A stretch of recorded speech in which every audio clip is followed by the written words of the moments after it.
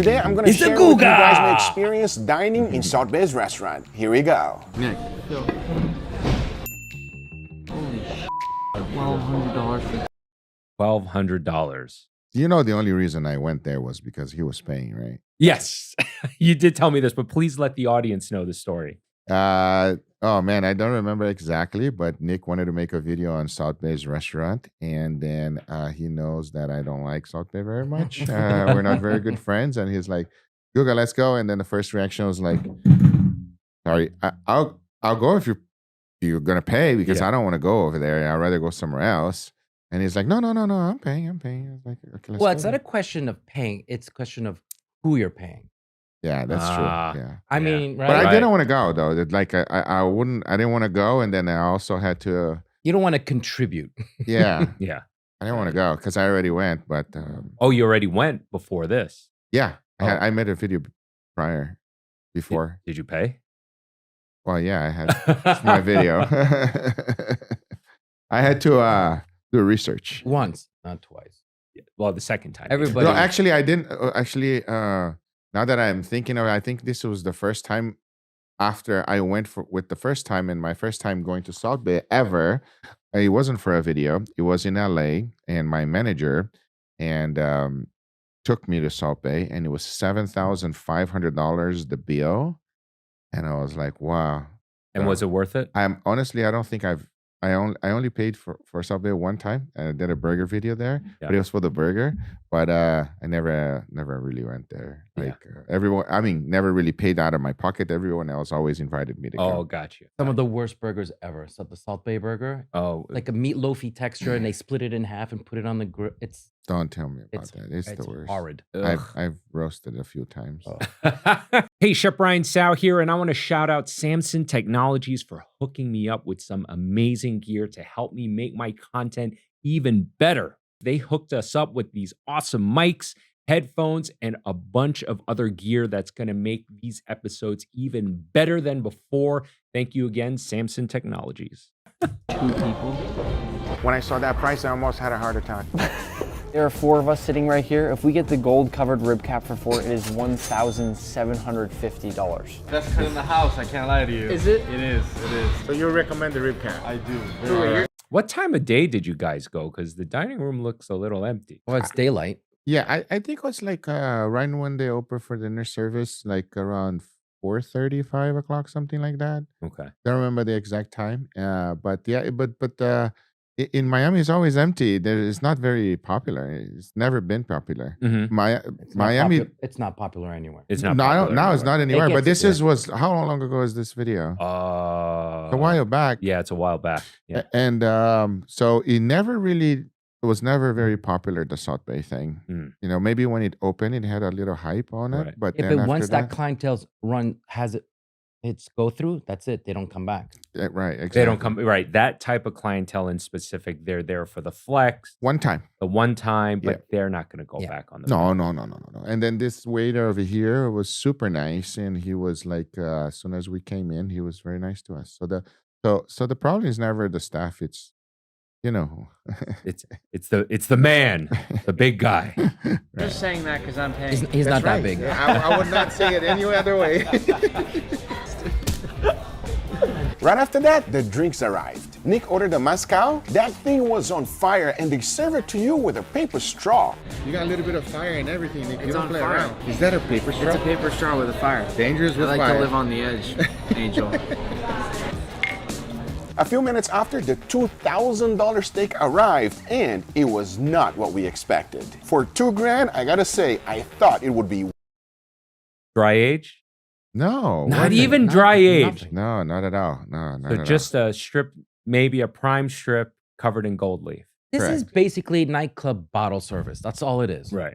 all. Literally what it It's is. just lights and a can- show and a spectacle for nothing. And you can get the gold leaves for $8 in Amazon. Yeah.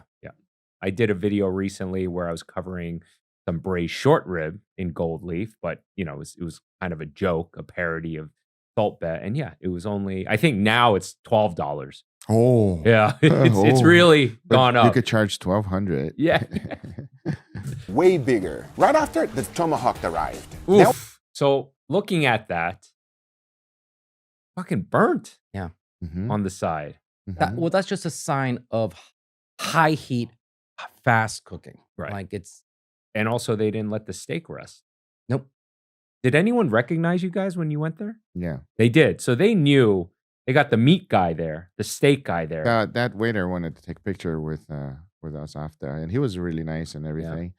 But yeah, they try to bring out the best Mm, because they also knew that they were being filmed right. because there was two cameramans. There was my cameraman there and also Nick's cameraman there. So they knew, and they were bringing out the best. Was rare even though we ordered medium rare. Now there's nothing wrong with rare steak, but if you order medium rare, you should get what you paid for. The gold steak was cooked perfectly though. Thank God, because it was not cheap.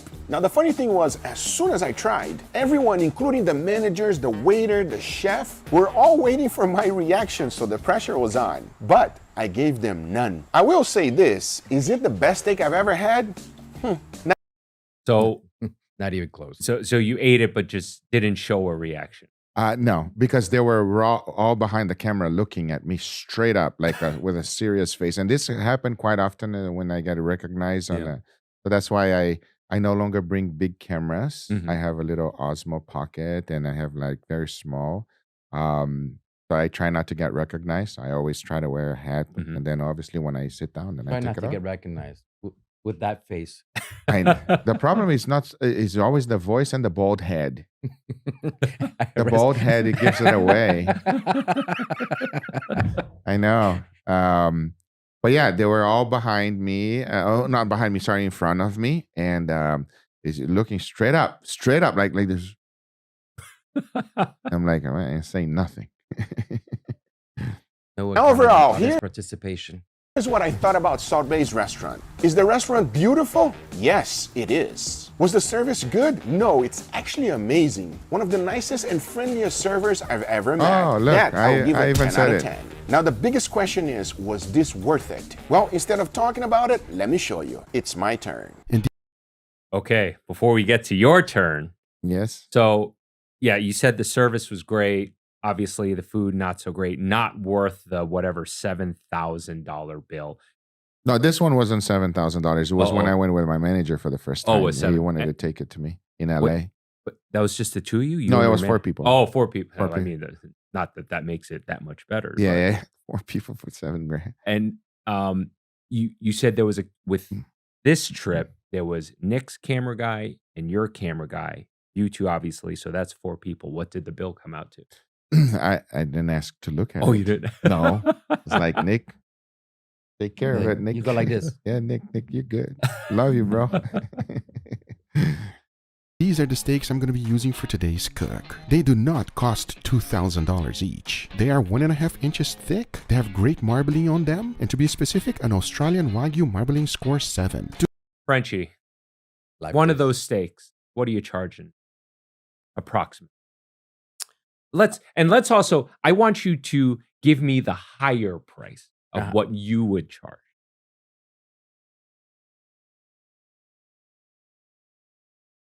Let's all remember that I have the friends and family,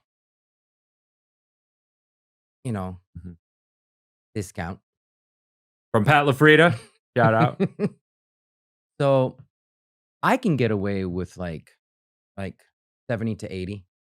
Think in today's market, in a nice dining establishment, USDA Yeah. prime of a cut like that, totally reasonable. I just don't know how you have the huevos to ask $1,200. Yeah. Just Wow, you just go to Amazon and you buy a little piece of gold and you put it on top. Imagine you go there and you do it yourself when the steak comes out. because they know. have versions without the gold, Yeah. right? So yeah, what if you did do that? I think the versions without the gold, I don't remember exactly. I think it's like $390, almost $400. It's ridiculous. Yeah, it's I very don't expensive. I don't understand how someone has the heart to do that sometimes. It's true. But in the pudding, Right. the restaurants do not lie. Well, they're gone. They're all gone, They're all right? gone. Yeah, if I'm not mistaken, he only has the one in Turkey left. And that's because he's got his fan base. That's the only clientele there. So Right. they'll support. To season them, I kept it real simple. A good amount of salt followed by freshly ground black pepper and garlic powder. And obviously always season both sides. But hey, we cannot just eat steaks by itself. We gotta have a side dish. And I'm making one that looks extremely expensive. That reminds me of what we had yesterday. Yes. What did we have yesterday? What's the name? Earth mimosa. Yes, I would take 10, please. And then he goes, I didn't sleep right last night. No, I come here, I eat like a pig. It's crazy. You were also extra hungry yesterday, though. Yeah, because, we went to do a video with Babish and then we didn't eat nothing the whole day. Oh, and worse. Sorry, no, we did eat it because he got pizza for all of us and everybody over there. So I had like a slice of pizza, but not a New York pizza. It was a square pizza. Right. Oh, okay. It's just Emmy Squares? No, they went to Syracuse. They don't have Emmy Squares. No. It was like that, and then we realized we didn't drink any water. We didn't drink anything the entire day. Was it because you were just busy? And Not because. Right. Yeah, it's because like we were doing. I'm sorry. Do you want some water? By the way.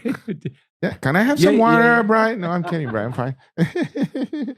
No, but the thing was that we were on this shoot, and then it has to do with a lot of moving pieces. Is that frozen? And includes lava and all that. So we were all excited. We don't want to have anyone wait, so we went ahead and then drink water the whole day. The whole day. And weren't you in proximity to a lot of heat? Yes. So that's drying out everything around you on top of it. Correct. We were literally playing around with lava. What's your deal over there? This guy's making a lot of noise. Some water. Yes, please. Thank you, sir. Am I allowed to have one, sir? Yeah. May I have some more porridge, please?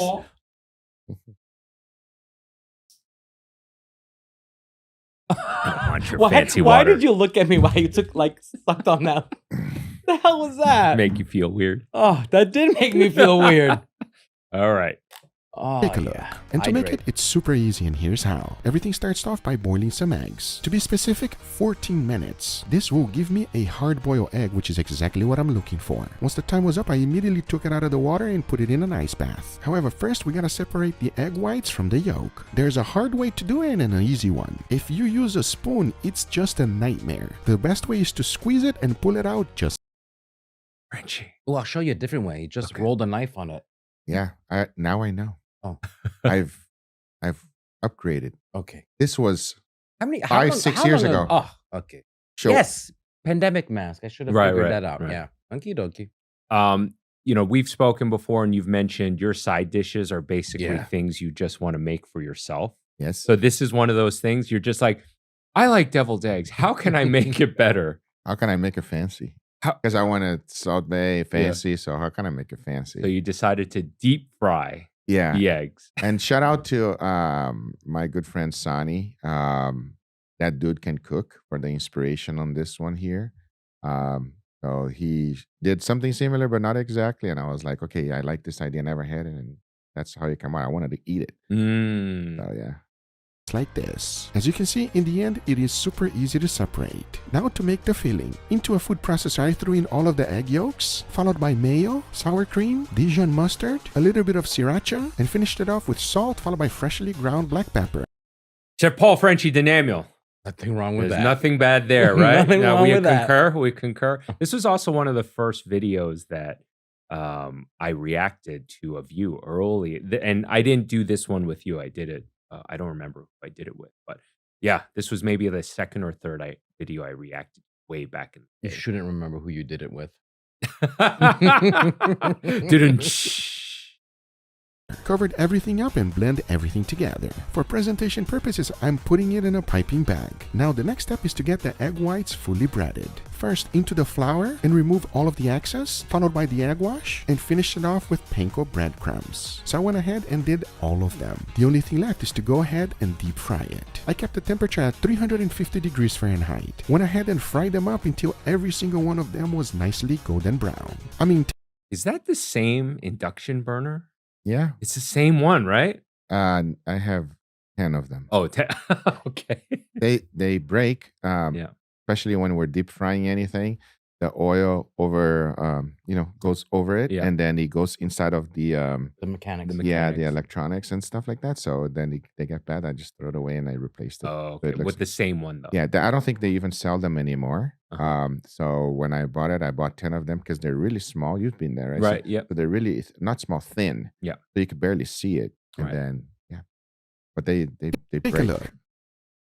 It is just perfect. To make it even better, I also fried up some Oh. prosciutto. I only fried them up for about 30 seconds. I think that's The my only thing favorite left bacon. now is to 100%. I think that's my favorite bacon. Is it It's- considered a bacon? wow, No, well, I mean, it technically no, but yeah. with the light crisp. It's the perfect texture. It's the perfect amount of salt to accompany like a sandwich, eggs, everything. I think it's like the best.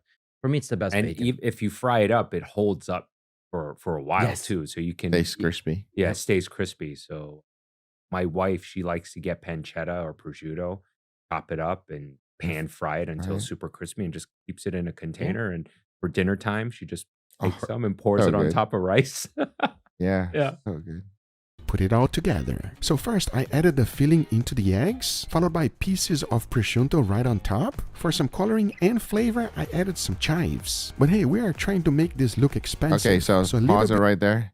So now that I'm watching this video, I've realized how much better of cooking I got. Oh yeah. All right. Well, tell us, like, what's making you realize that? I remember when I was making this and Yeah. when I was putting it in the food processor, Yeah. I put a little bit too much liquid. I Yes. don't like it that it's so runny. And if I could do it again, I would have done it properly because Right. now I know. Right. But at the time, so with my recipes or anything that I do, believe it or not, I don't practice. Mhm. It's the first time every single time. Every time. Every time until today, I've done this now like a few times Right. after, but I never practice because I want the audience to like be relatable. And if I make a mistake, I show the mistake and I say Right. what the mistake was. I say like, like a father says, like, do what I tell you, not what I do. Yeah. So I will say my mistake. So now that I'm looking at it, I'm like, man, why is that so runny?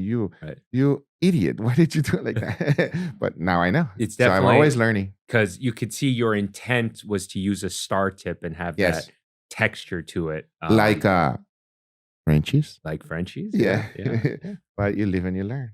Listen, it was an easy fix if you wanted to.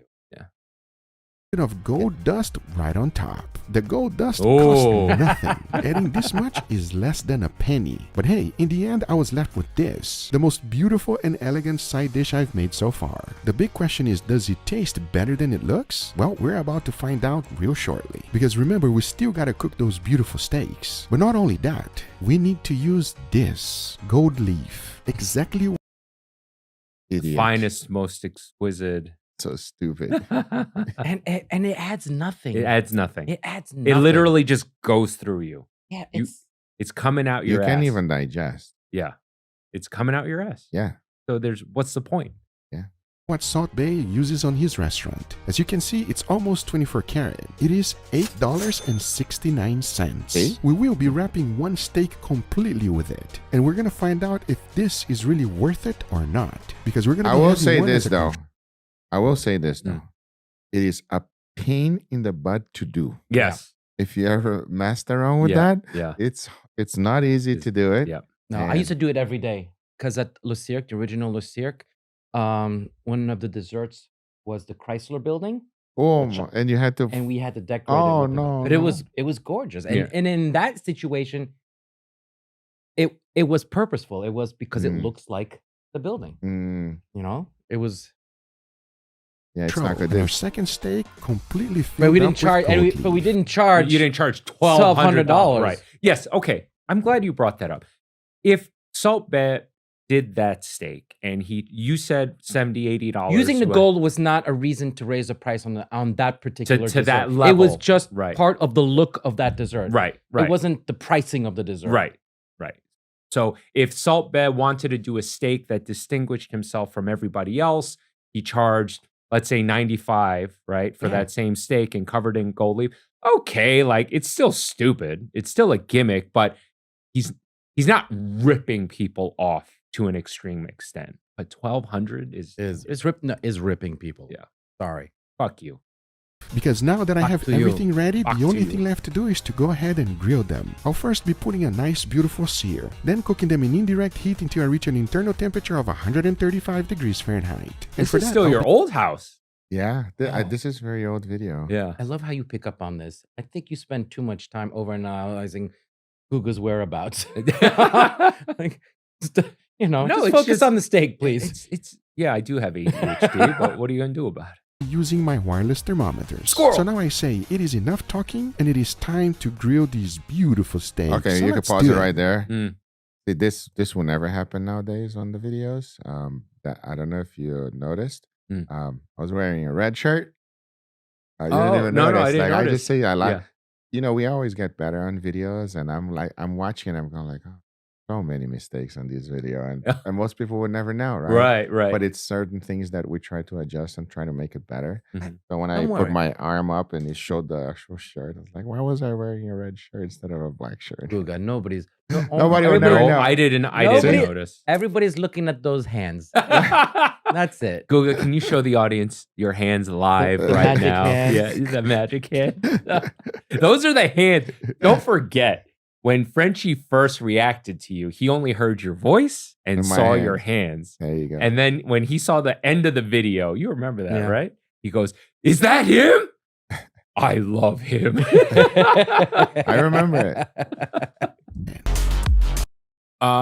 Were you editing these, or you had your team of it? I was editing it. You were editing these. Yeah, I had no team yet. Oh wow. Do we have time to talk about AI music? Yeah. After Okay. the react. Remind me. Oh, That goes back to you ordered medium rare? Okay, pause. pause. It's been a long time, and I'll share some secret. Oh, okay. I just did the top. I didn't do the bottom. It was too much of a pain at the bottom. Well, it looked like Salt Bae didn't do the bottom of his either, Oh, right? he didn't. No, it didn't look So like. so my intention Right. was to do the bottom. Yeah. And as soon as I did the top, I was like, forget this. I'm not doing the rest. Hell no.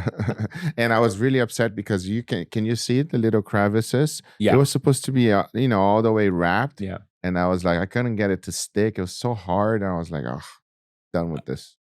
Were you pissed? Yes. And then the steak was getting cold. I don't want the steak Yes, to get well, that's- cold. Yeah. I don't want to deal with it. That's another thing. Like, okay, you time it well enough, you get it off the grill, you start putting it on right away. Theoretically, by the time you're done, it's well rested. Not that Yeah. anyone But should it's- be but gold it's- plating, But it's a porous surface. It doesn't work Yeah. well. You know, So that's why. so if somebody is trying to think that, oh, that's probably why he charged you so much money because it's a lot of work to Yeah. do. Let me explain the biggest difference between the one that Salt Bae does and the one that I do. Mhm. Okay. The one that I did was I bought it in Amazon. It was $8. Did you see the size of the foil? Yeah. It's like this. But for restaurants, they have it like this. right. Okay. Yeah. They give you a big one. Yeah. So they just slide on two and that's it. Right. So when you buy it in Amazon, they give you the tiny ones, Tiny and ones, it's yeah. much more work. So for a restaurant, they do it much easier. Well, the big ones they also sell for like Blondie. She did the ceiling Mhm. with the gold leaf on the. Exactly. Yeah. So the same thing you're painting and roofing with, you can put on your food. Yes. Does that look good or what? And before moving forward, I want to thank today's sponsor, Dow Strong. There's something to be said about Shout out to Dow Strong, still my sponsor today, one of my very first sponsors, and the one that Yeah. believed in me. And I'm not saying this lightly because not only they believed me in the beginning, but I used their product before they were actually a sponsor. to Oh, me. I did not know that. 100%. I love their knives from the beginning. One of the first knives I've ever bought was Dow Strong. But yeah. I love Dow Strong too. So does Frenchy. Shogun. Shogun. the Shogun perfect series. knife. The perfect knife is the one that you can afford. Even before Dow Strong sponsored any of my videos, I use them for a reason. They are not only See? great quality, but they are priced correctly. Take a look at the background. I love Dow Strong. Now, like everything, you gotta have the right tool for the right job. Take this one, for example. It is perfect for chopping vegetables, and that's what I like to use it for. This is the butcher's knife, and it used to be one of my favorite knives for absolutely everything. However, nowadays, I use it more for whenever I'm I use it more for stabbing my enemies to death. No, That's- I'm a that's- nice guy. I don't do that. slicing. So that's Pat's favorite knife. I like that. But he uses a scimitar that's a scimitar. little bit bigger. Yeah. big cuts of meat. The curvature right here just makes So the I job tell a you lot why I easier. don't. I tell you why I said that, and I don't use that anymore. Oh, actually, I think I'm I going to see say you it. use this all the time, right? I don't use. So yeah. So but I think I'm going to say it now, so that I don't read. You can play. Oh, okay. Yeah. This one is the slicer, currently my favorite knife to use for steaks. Yes, for steaks, even though it's nice and big, it allows me to cut steaks to perfection. You must have a slicer. And this one from the Shogun series is just perfect. And with Okay. hundreds of Yeah, I didn't explain the reason why. So it's very important when you slice a steak, the mouth feel when you're taking a bite. A lot of people think like you're just slicing it. No, but no, it's not. It makes a difference when you're actually tasting it, right? Just like sushi, right? Yeah. If you saw sushi with a serrated knife, Yeah. and you got it's not the same. Right. So with the steak, the same thing. So that the butcher's knife had a little bit of a curve on the top, Right. so you wouldn't finish a nice slice, and you would always the tip on the bottom. Yeah. It would not be perfect. But with a slicer, you can actually dig into the cutting board, and you have a nice slice. Right. So that's became my favorite knife. to And you could use. do one motion. Right. Correct. One motion. Yeah, never sewing. So, ladies and gentlemen, if you do short-handed motions with a knife, you'll notice that there's ridges. But if you do one motion, that's how you get that smooth surface. That's the difference between men and the boys. And obviously against the grain. Yeah. knives in their arsenal. Oh gosh, Yeah. Googa and I were talking about something we saw the other day. They were cutting with the grain. Yeah. Something brisket. That's all I'm gonna say. Okay, but wait. There does come a time where you have to cut with the grain. So imagine if you're serving a portion and you don't trust a customer Right. to eat it, to cut his own steak. It's like, so say for example, you serve a flank steak and you just whole and you give it to the customer. How many customers are going to cut it the wrong way and eat it? Oh, this is so chewy. Right. But if you cut it with the grain, Uh-huh. so you So that when so the that when customer they cut it, right. they're cutting against the grain. grain. So each bite is a smaller portion cut against the grain, and then that now piece So is it's something similar to, we were actually watching one of your videos. You were cutting picanha and you were saying, I'm portioning and I'm slicing with the grain. And Frenchy was going, oh my God, no, not Googa, not Googa. But then later when you cooked it and you sliced it, then it was with the grain. wait, It was isn't that against the what grain. I just said? Yeah. Exactly. But you But mentioned, before cooking, you're talking about already cooked. So when I before cooking a picanha, if you're cooking as a steak, you cut it with the grain so that you can have your final cut against the grain, and There it's you literally go. very, very tender. Yep. And that's the mistake most I people. think this is what I said. Yeah. I'm trying to, I'm confirming what you're saying. I'm reiterating. Oh God. No, Downstrong has one that will It's not fit your the first needs, time I he's guarantee threatened you. my life. So if you are ready to get quality, professional, and most importantly, affordable knives, check out the link on the description, click on it, and go get yourself some. Because I promise you, you will not be disappointed. I wasn't. Thank you, Downstrong, for sponsoring this video, but now it's time to get right back to it. All right, everybody, here we got our beautiful piece. What do you guys think? I think you Leo has hair. Yep, not anymore. put in maximum effort on this dish and the presentation of it, and minimal effort here. This looks like you got this at Walmart, and this looks like I don't even know. It looks like Gordon Ramsay shipped it to you. Like, Maybe it looks amazing. Maybe you're right. Maybe you're wrong. What was? I also hear a big difference in audio. Yes. Big difference. We didn't use mic back then, and Yeah. we just used a mic like this. And the camera is very far away from the mic. And Yeah. whenever you want to sound good, the closer you are to the mic, the better it sounds, right? Ooh, that's nice. Oh, That's nice. yeah. That's the voice. That's real nice. That's the Yeah. voice I fell in love with.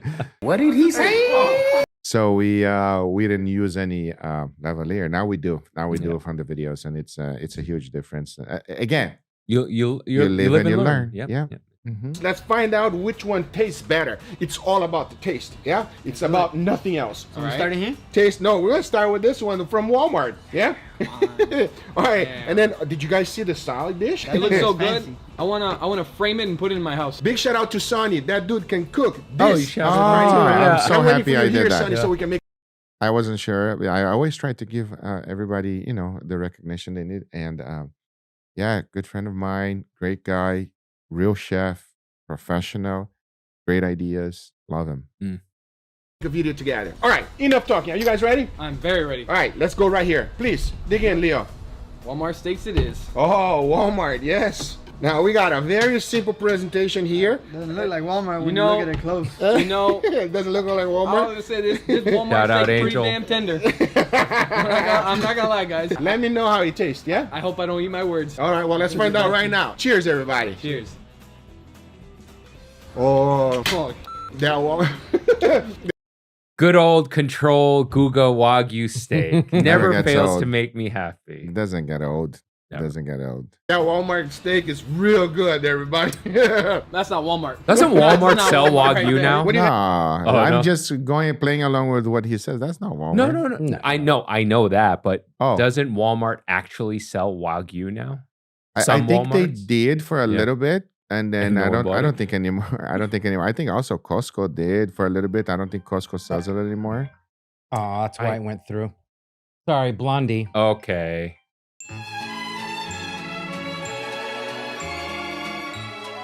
It's like I know every every episode. episode. Every episode Blondie calls. It's crazy. It's like crazy. Are you Chris? All right. Well, How do you? all right. Let's And I look. It's my thing is off. Like why? all does good. It, All good. Let's wrap this up Out of 10 would recommend. because Guga and I are also hungry as fuck. I know. I know. I completely regret calling this steak a Walmart steak. It You is- better. Emilio's going to be real pissed it at is you. oh no. It is fair to say that never judge a book by its cover. You guys agree? Couldn't Yep. agree more, Google. This one is my bad. So that was really fantastic. Now we're going to go to this steak right here. Let's go No, for it. let's do this. Oh, you want to do the side dish? Oh, it's in the middle. Yeah. No, The jewel. let's do Grab the that. jewel. Can you guys tell what this is? It looks like a baked potato almost. It's not. Trust me. Grab it. Oh my god, it even has a little bit of gold on Yeah, top. it does. Oh, you got to man. put the gold, everybody. Today is a fancy day. That's Yeah. all I can say about Cut it that. down the That's middle. exactly what I was gonna say. Today is a fancy day. The wonderful thing about that gold is only cost me $5. So that's good. Some cheap gold. Yeah. Wait, you found? Oh, it's the gold dust. It's right, the with dust. gold dust. Dust is much cheaper and Yeah. also easier to use. Yeah. That's right. Yeah. Cheers, everybody. Cheers.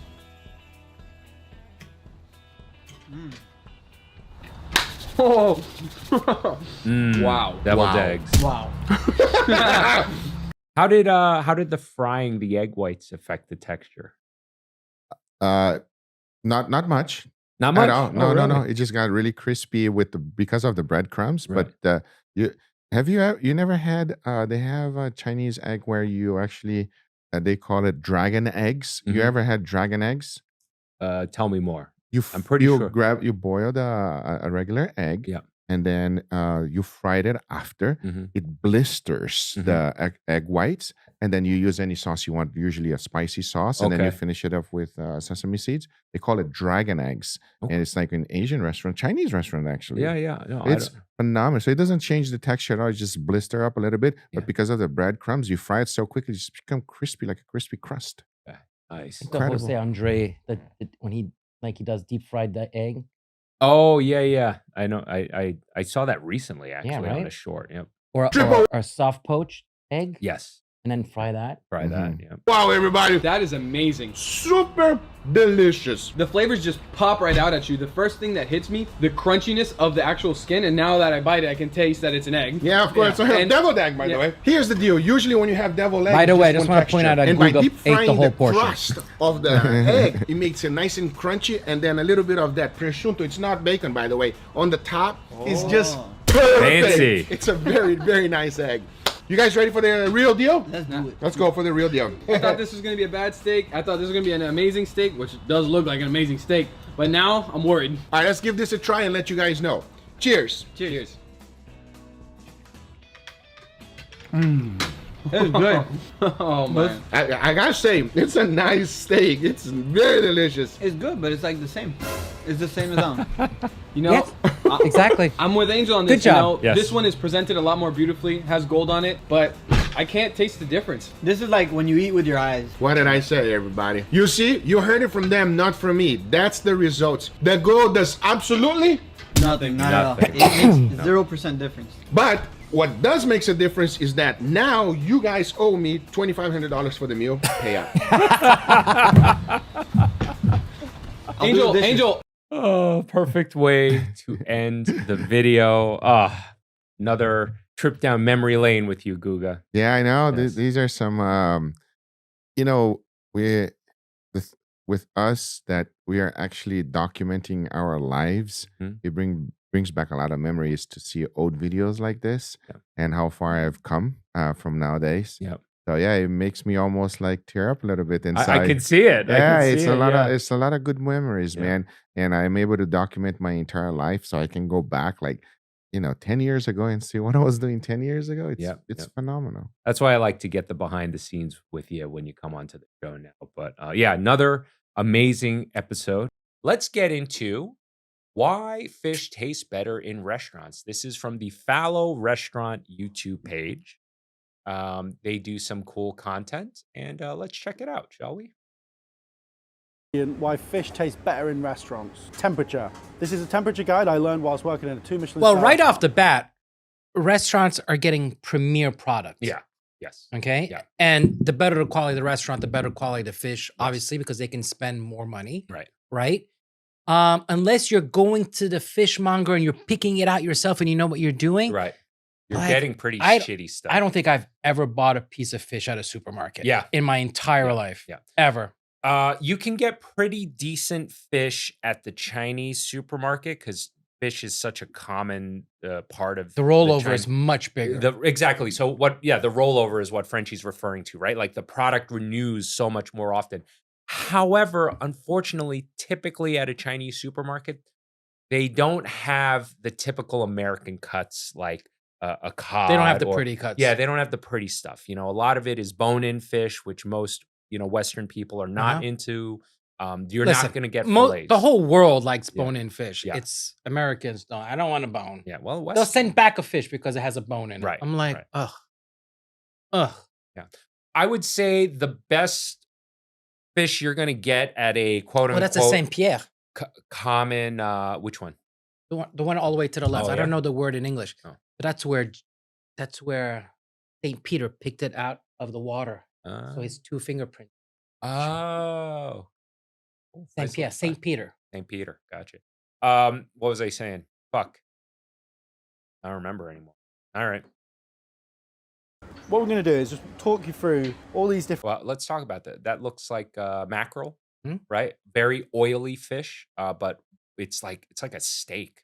But if you cook it right, Yeah. you can negate that strong. You can negate it. Yeah. That's like I'm gonna admit I'm not good at that Mhm.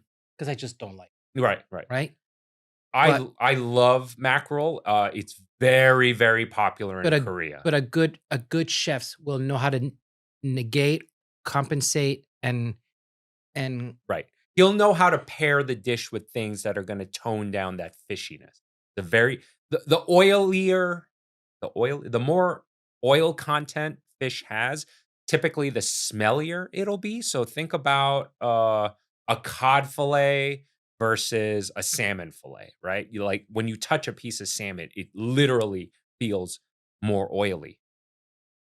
different fish, and the perfect way to cook them: halibut, very sort of fine structure and texture; salmon, much more oily; cod.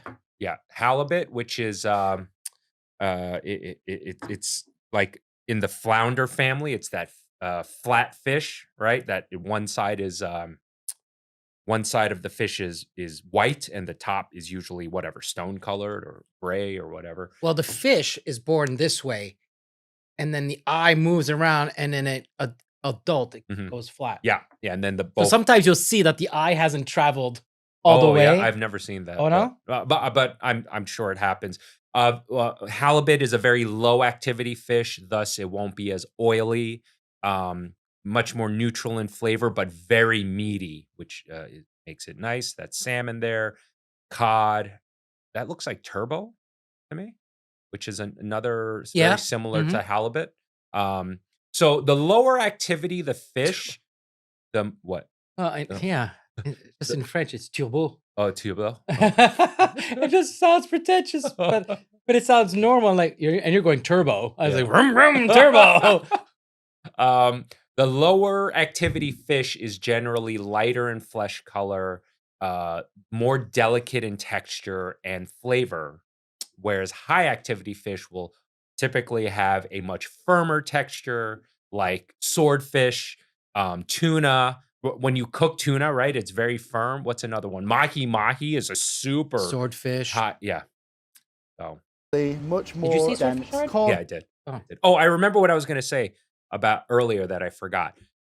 The place where I feel like you're going to get the best fish from a common supermarket, quote unquote, is like a Whole Foods. Their fish section isn't bad. Yeah, and don't be fooled. All that shellfish is unfrozen. Right. Well, 90% of shellfish you're getting, actually 90% of seafood you're getting is frozen. It's just the type of freezing process Yeah. it's gone through is so advanced that it doesn't give you the off flavor. And that's because And most of the time when you're freezing that Yeah. fish, it's not getting frozen for the first time. right. That's why next time when you want to use it, that's Yeah. why it's such a terrible piece Right, of yes. product. So when they freeze the fish, it usually happens on the boat once they catch it, and Fresh. it's Fresh frozen. fresh frozen. But it's super. What's it called? It's like a super freezer. There's a term for it, but basically it's like super sub-zero temperatures. It freezes the fish so fast. That it doesn't the capillaries don't have time to explode. Right, because when ice freezes, it freezes sharp. And on a microscopic level, it punctures the flesh. So actually, this is something I see at a lot of supermarkets and is a telltale sign that the fish has been frozen. If you go to a common supermarket and if they have a tuna fillet, like a segment of it, uncut, usually it's in the bag and it's sitting in a pool of, well, it's not blood, but it's, red colored water. That's because it's been frozen and defrosted a couple times. That is a telltale sign that the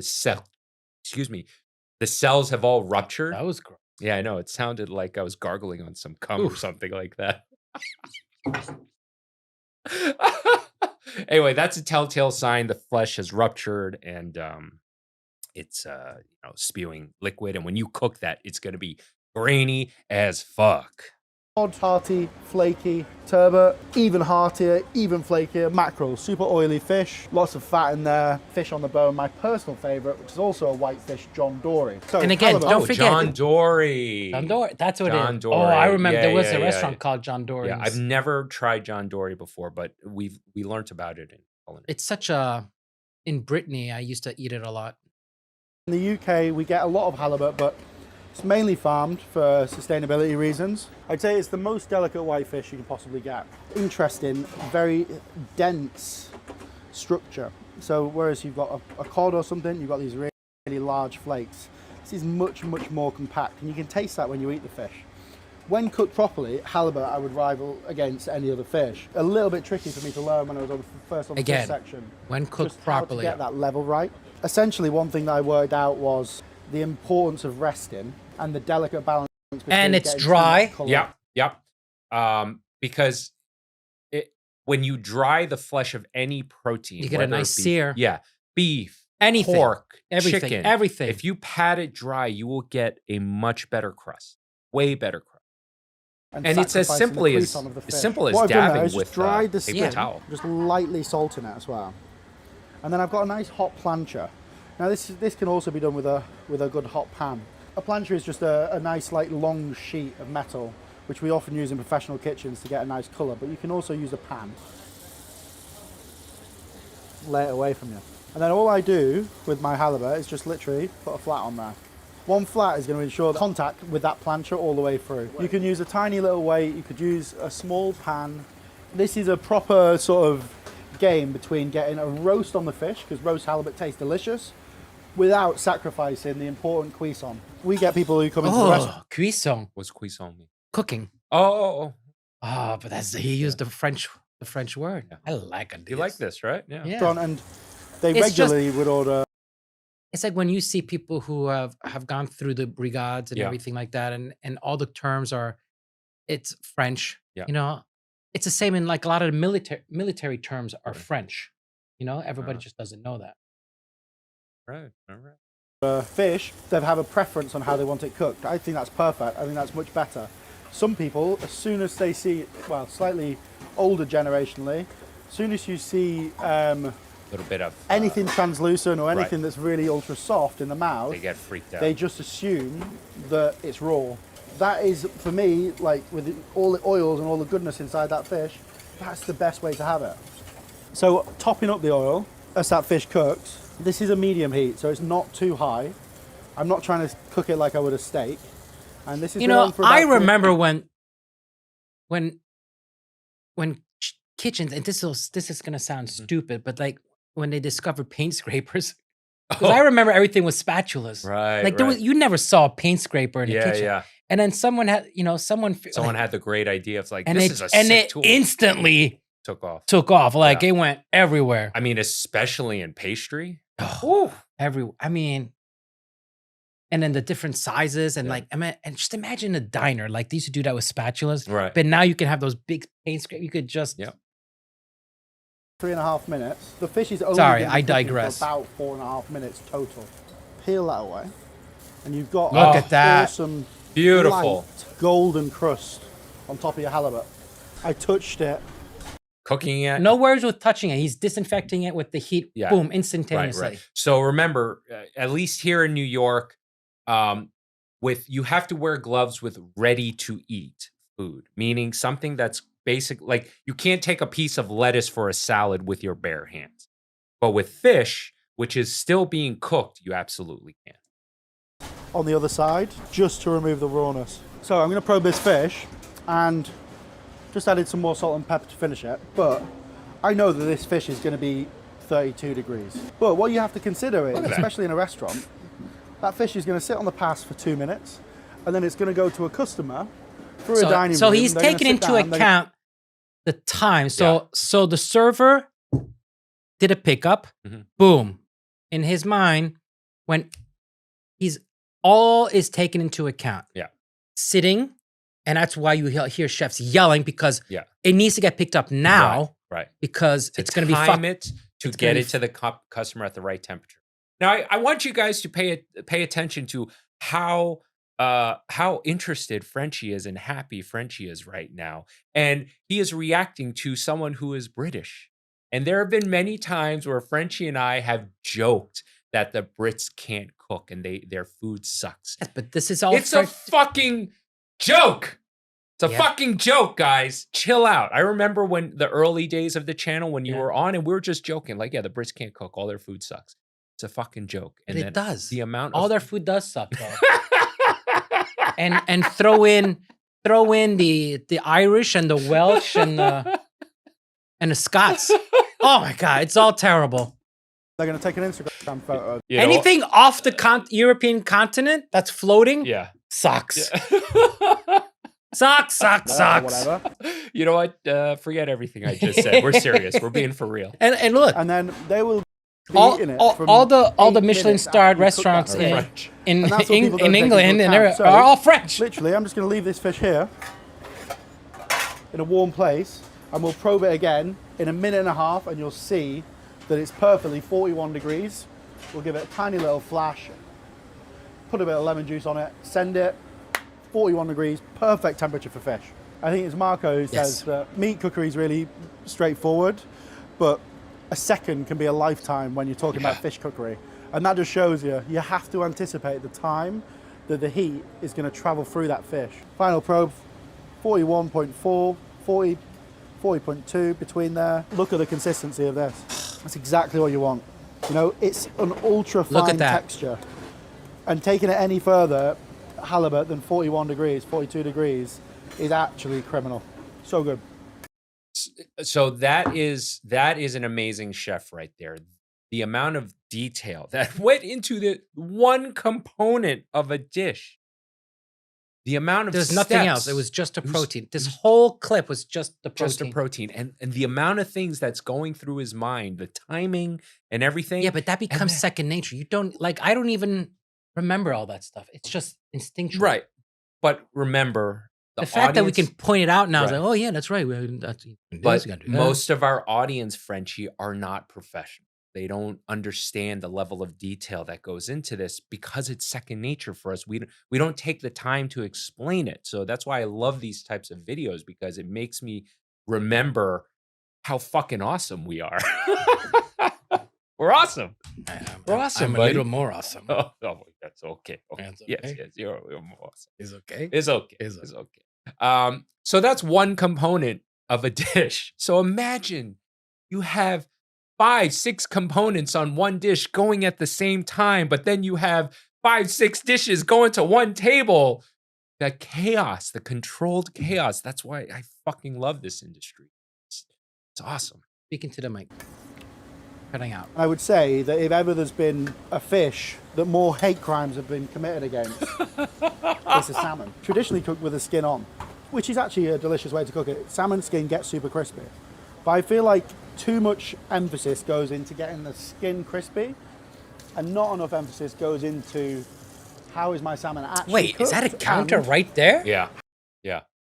So Which restaurant is this? this is called fallow. I said that earlier if you paid attention. Oh, no, I didn't. Wasn't. But yes, there's a counter right there. And they, you see he has a GoPro mounted to his chest. Who does? The chef that's talking right now. Oh, he does? No, Yeah. I didn't know. How much heat has to travel through that salmon to get the skin crispy? Have you noticed I'm just drying every time this salmon before placing it on the grill?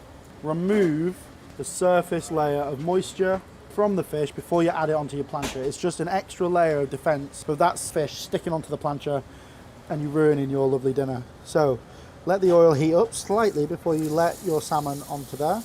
And when I'm searing it, this is a side where I've removed it from the bone. I always sear the fish on the side where the skins come off because it just looks so much better. I first heard it with Gordon Ramsay where he was saying the rule of 90-10. You want to be cooking your fish 90% on one side and 10 on the other. But no one ever talks about resting your fish. And that time is super important, albeit half the time that a steak would take to rest. The best thing about salmon is it very rarely sticks. So I've got this awesome roast already, and that's been about 2.5, 3 minutes. In Michelin kitchens, I think fish is like a true sign of a quality chef. Sometimes you get a piece of fish on the pass. You've got this like translucent center. You've got this like, or sometimes if you're using skin, crispy Where would you put the skin, difficulty level of cooking fish? So eggs, Yeah. so right, first, That's where you Pastry? start. Yeah, pastry. then fish. I mean, I always found the top guy was the fish guy. The grill, if you have a restaurant with a lot of emphasis on meat, the grill guy's usually the top dog because there's so much. It's volume. It's volume. It's volume. So that guy has to be Like at a tough as- steakhouse, your grill Yeah. guy is He's tough as a he's- fucking nail. He's tough. He's top dog. He's top dog. However, as far as cooking prowess, meat is a lot more forgiving than fish. You really have to have a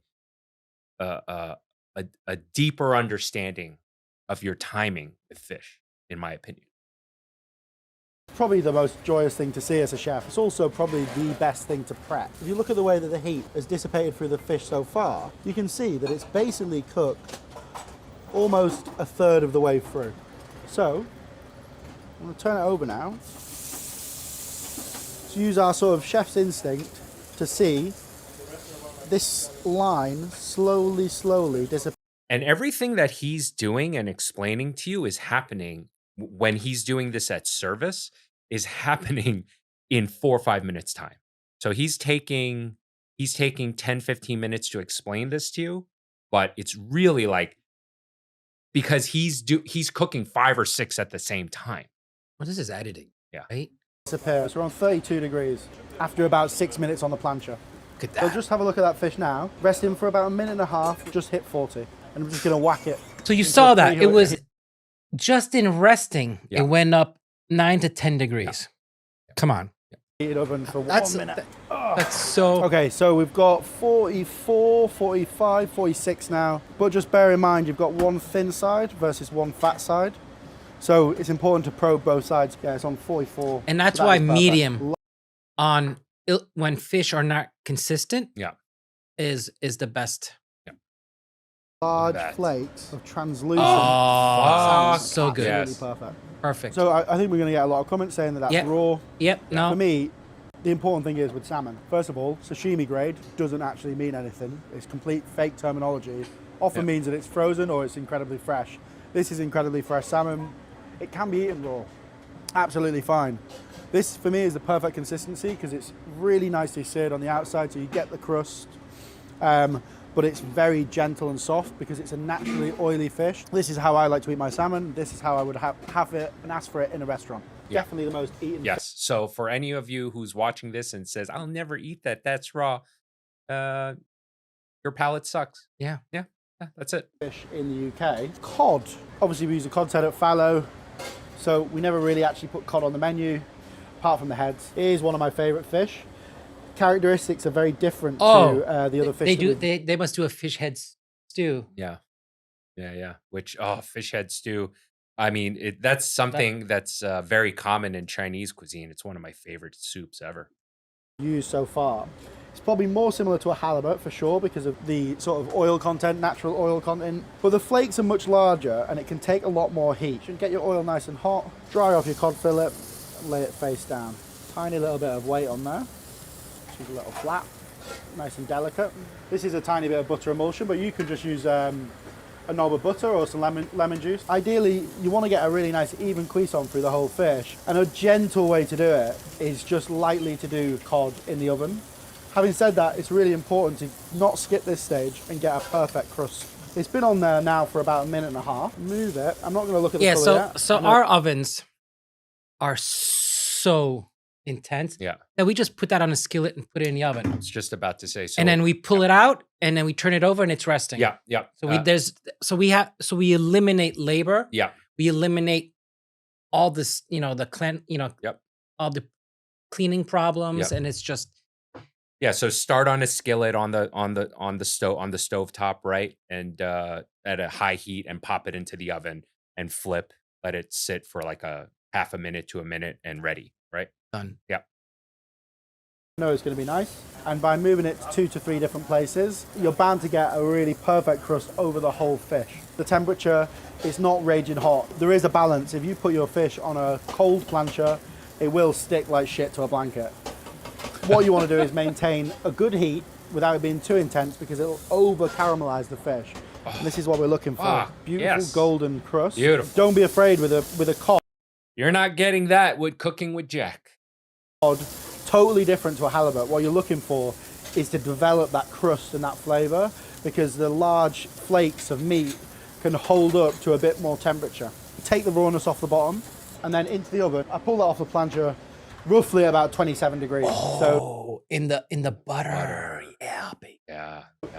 Just the center of that fish would have been completely raw just because of the size of that cod fillet. Having practiced this a lot and done a lot of services where I'm cooking fish basically from start to finish for 5 hours, you get to know how a larger fillet will respond versus a smaller fillet. And I can't emphasize enough a probe. I mean, like, you're going to get loads of chefs in the comment being like, oh, real chefs don't use probes. Well, I reckon real chefs just serve nicely, perfectly cooked fish every time and make it. Boom! Fuck you! I love that. I love this dude. Fuck yeah. As consistent as possible. Excellent. So, fish out. So 3 minutes on the plancha. Listen, I would use a probe. I just don't have the time. Yeah. That's another thing though, because I've done like he's doing one, like even in a fancy restaurant because he's doing that station. Right. So he's maybe, even if it's 400 customers a night, he's maybe doing what? 70 to 80? No. Of one fish, of one dish? I'm talking. He's probably doing 20, 30. Yeah. That's a top. One fish. Yeah. Okay. Yeah, that's fair. You know what I mean? That's So fair. that's But when it depends on the type of restaurant. Exactly. But downstairs, where you're doing 100 customers in under 40 minutes, like no. Yeah. It's got to be. That's why the butchering has to be consistent. Consistent. Just about to say, there's two parts to this: is timing and the consistency of your product. So if all of your fish are cut very consistently, your cook can catch a rhythm because everything's so consistent. The oven's at a specific temperature, the weight of the protein, whether it be steak, fish, or whatever, is consistent, right? Weight and size, because you can have the same weight of something, but if it's not cut to the same size, then that's also going to change things. So when a restaurant orders a steak, and let's say there's 5 people at the table, they all order steaks, they should all be the same size. And you'll notice that when that is the case, that restaurant typically charges more than your mom and pop place or your Because they're getting neighborhood center bistro, cuts. because you are getting center cuts. The more consistent the product that the chef or the cook is working with, the more consistent food you will get. And that is what you're paying for. That's a big part of what you're paying for. And hey, if you feel you can do it better or just as good at home, all the more power to you. But that is how restaurant economics work. You don't want to have a table of 5 people and they all order steak and they're all getting different size steaks or different shaped steaks.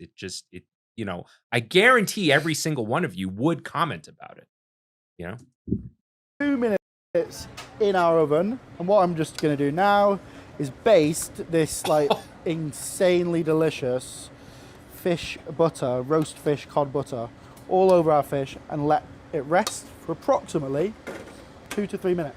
It's so easy to talk about steak temperatures. Like meat, if you're talking about one animal and how it behaves exactly the same way. Cod, halibut, they're predatory fish, so they eat smaller fish. Whereas mackerel don't. Mackerel eat sandworms and different things. It's not even like eating a Labrador versus a Pekingese. It's a completely different species. Every fish should be treated completely differently. Yeah. And this is what I really like about like Josh Nyland's philosophy about it. There's no, like in the past, it's always been one size fits all. Finish with lemon juice. Science. Know your Perfect. science. 52. 3 minutes plancha. Oven, 2 minutes, 2.5, 180 degrees. 3 minute rest. So it's still got a chew to it. It's still got a bite to it. Yes. Which you want with a flaky fish like It's this. gonna if he's done it properly, it's gonna have that that scallop texture. Almost. Yes, that's It's gonna have that rubbery. Yeah. Not like- rubbery in a not bad rubbery way. in a bad way, but like Little bounce. resistance. Little resistance. Yeah, little resistance. Utterly delicate in the middle because you've taken it to the right temperature. Next up, undisputed king of the sea. My turbot's come in very thin today, so I wanted to show a fillet of turbot, but it's a lot thinner. So that means that we're going to cook it. We have to sacrifice the colour because we won't get a perfect cook on it. But the thing is with the turbot is they are very robust fish. And as soon as you touch this, like on the plancha. Have we watched this video before? No. Definitely not. This is a fairly new video. It just And this is our first time reacting to this channel. it just puts me right back to loving to cook them. Yeah. Completely different to the other fish. Very, very firm, and it retracts with the heat. And It's the most now back rewarding to fish cook. that consistency Right. of that bounce. That fish is perfect. You're almost at Dover sole. Oh, Dover sole. Consistency. What a good fish. That's a great fish. 2.5 minutes on the plancha, and it's got this awesome crust. Tiny little touch there, and then we'll get it golden all the way over. And then I'm just going to flip it, leave it on the other Beautiful. side for a second. Okay, and now taking this off, very little colour on the bottom, just tiny little bit. So 3 minutes on the plancha. If it was a little bit thicker, you'd need longer. In the words of Bevo, you know the rules: salt, pepper, lemon juice. Let that rest for 2 minutes. That'll be up to temp perfectly. 55, 56. So you can roast it basically a lot more liberally, a lot more curve-free. This is best served with a knife and fork, to be honest, because it is I fucking wish I was there filming with them and getting a piece of every I fish, know. right? meaty fish. Got that awesome sort of translucent hue to it. Yes. Beautiful little glow. So good. It's a chef's favorite fish. There are so many benefits to cooking fish on the bone, and to be honest, John Dory and turbot and fish like that are very firm are really, really good cooked on fire. And so what we've got here, John Dory, yes, supposedly this little black yeah. spot comes from where St. Peter picked them up out of the water. Best way to cook John Dory, in my humble opinion, is on a nice hot grill. Now we're not going to cook it the whole That is a way white on hot this grill, highest too. on the highest heat possible. We're going to take it off a little bit and rest it. The cooking is is very different when it's on the bone to when it's off the bone on a plancha. Yeah. There's not as many opportunities to overcook a fish on the bone, but it's also equally hard to balance cooking it nicely whilst maintaining the cuisson of the fish, so it comes off the bone for serving it. So almost like you would cook a steak, keep flipping, keep And you turning, should see keep he flipping, did a keep 90-degree turn. Right. So he's going to get the checkered marks. Yes, but notice, not to throw him under the bus more. So remember that Adam? I saw. The skin was off. Yes, but notice the technique when he flipped the steak. He flipped the fish. Remember Adam Ragusa, where every time he flipped the steak, he was beating the fuck out of it. And you and I both pointed out he needs to be a lot more delicate so that steak doesn't fucking fall apart. Well, fish is even more fragile. And fish is even more fragile. So notice that he never actually lifted the fish. He just picked it up and rolled it over. Right. He let one fin stay on the grill. The weight was never the whole weight of the fish was not on the spatula. Yes, on the tongs rather. Tongs. When you're cooking whitefish on the bone, you have to take it above 62 degrees, otherwise it simply will not flake away from that bone nicely. If it's served on the bone and you can't flake it away, it will appear like it's raw. And people don't want to pull meat off the bone, it needs to slide off effortlessly. You can do this in a frying pan with foam and butter, absolutely the same. It just doesn't quite give it the same roasted flavour. Really gentle when you're taking it off. That's been about 4 minutes on the grill. Got some hash marks on it. 36 degrees. So just a tiny little bit of butter onto a tray, and then delicately under your grill. In a restaurant we have what we call a salamander. Probably going to take around about 4 to 5 minutes for the fish to cook, about 3 minutes under the grill. And I'm just going to take it out and just lightly baste it. The difference between cooking a fish on the bone is this stuff, the juice that comes off. In sort of Spanish cooking, they combine this sort of collagen left over and this fish juice with olive oil and make a pulpa. Yeah, the key word he said, collagen. So when you cook fish on the bone, you are getting all the juice and mainly the bone marrow. The bone marrow, the collagen, that connective tissue. It melts and it goes into the flesh, and that is why bone-in fish is always the best. You cannot get that flavor with a fillet. So there we are, 54, 55 degrees. To be honest, we've served hundreds of these in the restaurant. It's also there are some fish that I feel benefit from cooking just the fillet. For example, salmon. I don't like bone-in salmon. I think the flavor's overwhelming when you have it bone-in. You know, when you have a salmon steak. I hate salmon steak. It's just that bone flavor just makes it so much more fishy. It's quite a tricky fish to fillet, a dory, and you lose quite a lot of fish doing it, so I just think it's always better to serve that on the bone. Season it, same as always, lemon juice just to finish. He's not going to fillet it, right? Delicately tease that away. Oh yeah, that's from both ends.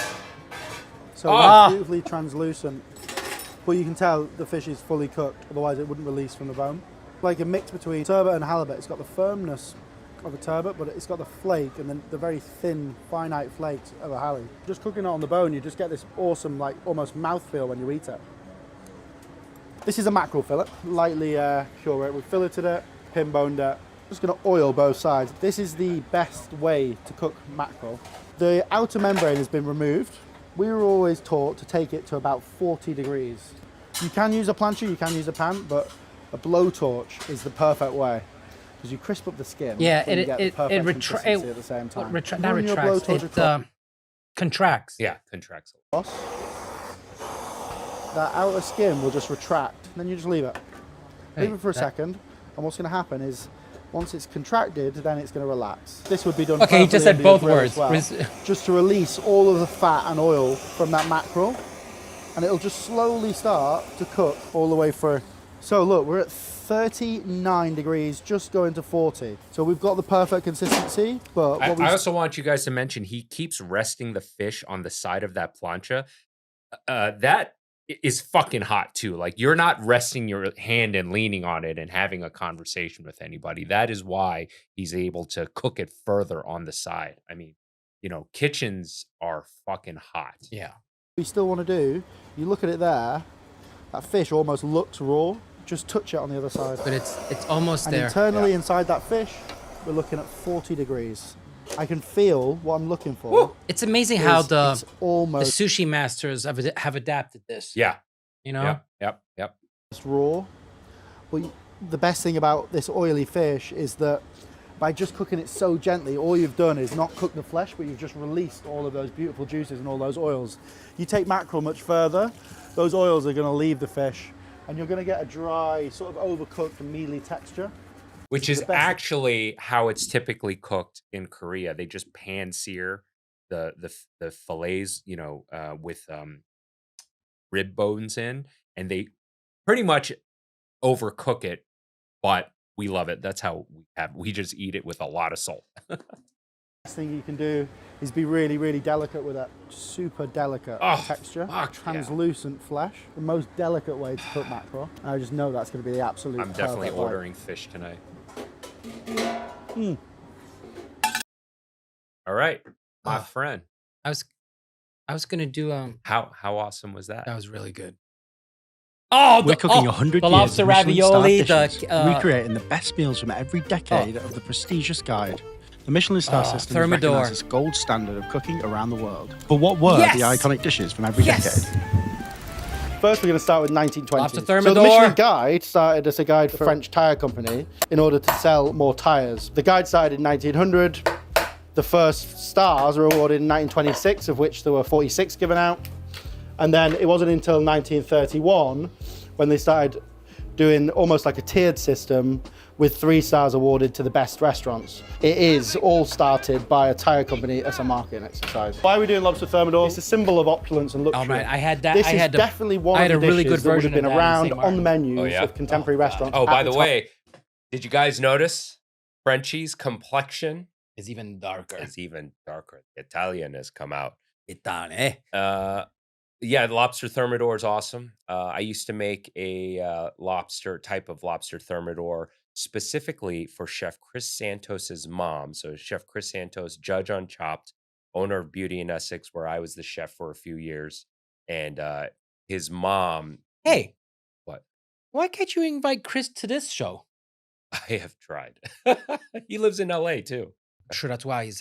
Time whilst Michelin were awarding their first of their stars. When we were doing some research for this video, we even called Michelin up to try and get a definitive answer of which restaurant was the earliest one. So basically, we have a YouTube channel and we're Doing a video. Head of press team said that they could get us an answer by Feb, so I thoroughly believe that even Michelin don't really know. Prepped our lobsters, killed them, we've cut them in half. This is what we're going to use to make our lobster thermidor. First, we're just going to make the mix, which is basically the claw meat goes into a bowl, and then we're going to add a little bit of bechamel, but it's just got a little bit of bisque, which we make by using the shells. It's heavy on Dijon mustard and a few spices. So in here we've got our lobster meat and a nice bit of the lobster bechamel. This is a version of a recipe that we found via Escoffier. It's pretty true to what we would have seen. He's a French chef, restaurateur, and culinary writer, popularized. I know. I have all of the cookbooks, all the revised versions. This is the Bible. Yeah. He is the man that really, I guess you could say, not even set the bar. He set it up. On the menus in fine dining restaurants all across Paris. Now, obviously, we would call it retro, but back then you can imagine it was very cutting edge. So there's 100 different ways. Do you see how to keep it straight? They have the. He's actually going to cover that. Ways to make the lobster thermidor, but this is the very classic way. We're putting the spike in there to keep the nice shape. What we're going to do is turn out the fillets once they're cooked, carve them, and then gratinate the claw meat with this bechamel inside the head. Okay, so we're going to place our lobsters under the grill. And to be honest, this wouldn't be too far dissimilar to what they would have used. They probably would have baked this in the oven as well. These are just going to really gently cook under the grill. Okay, so once they're like partially cooked, what we're going to do is just... You always see with fallow is their attention. Yeah, that's just...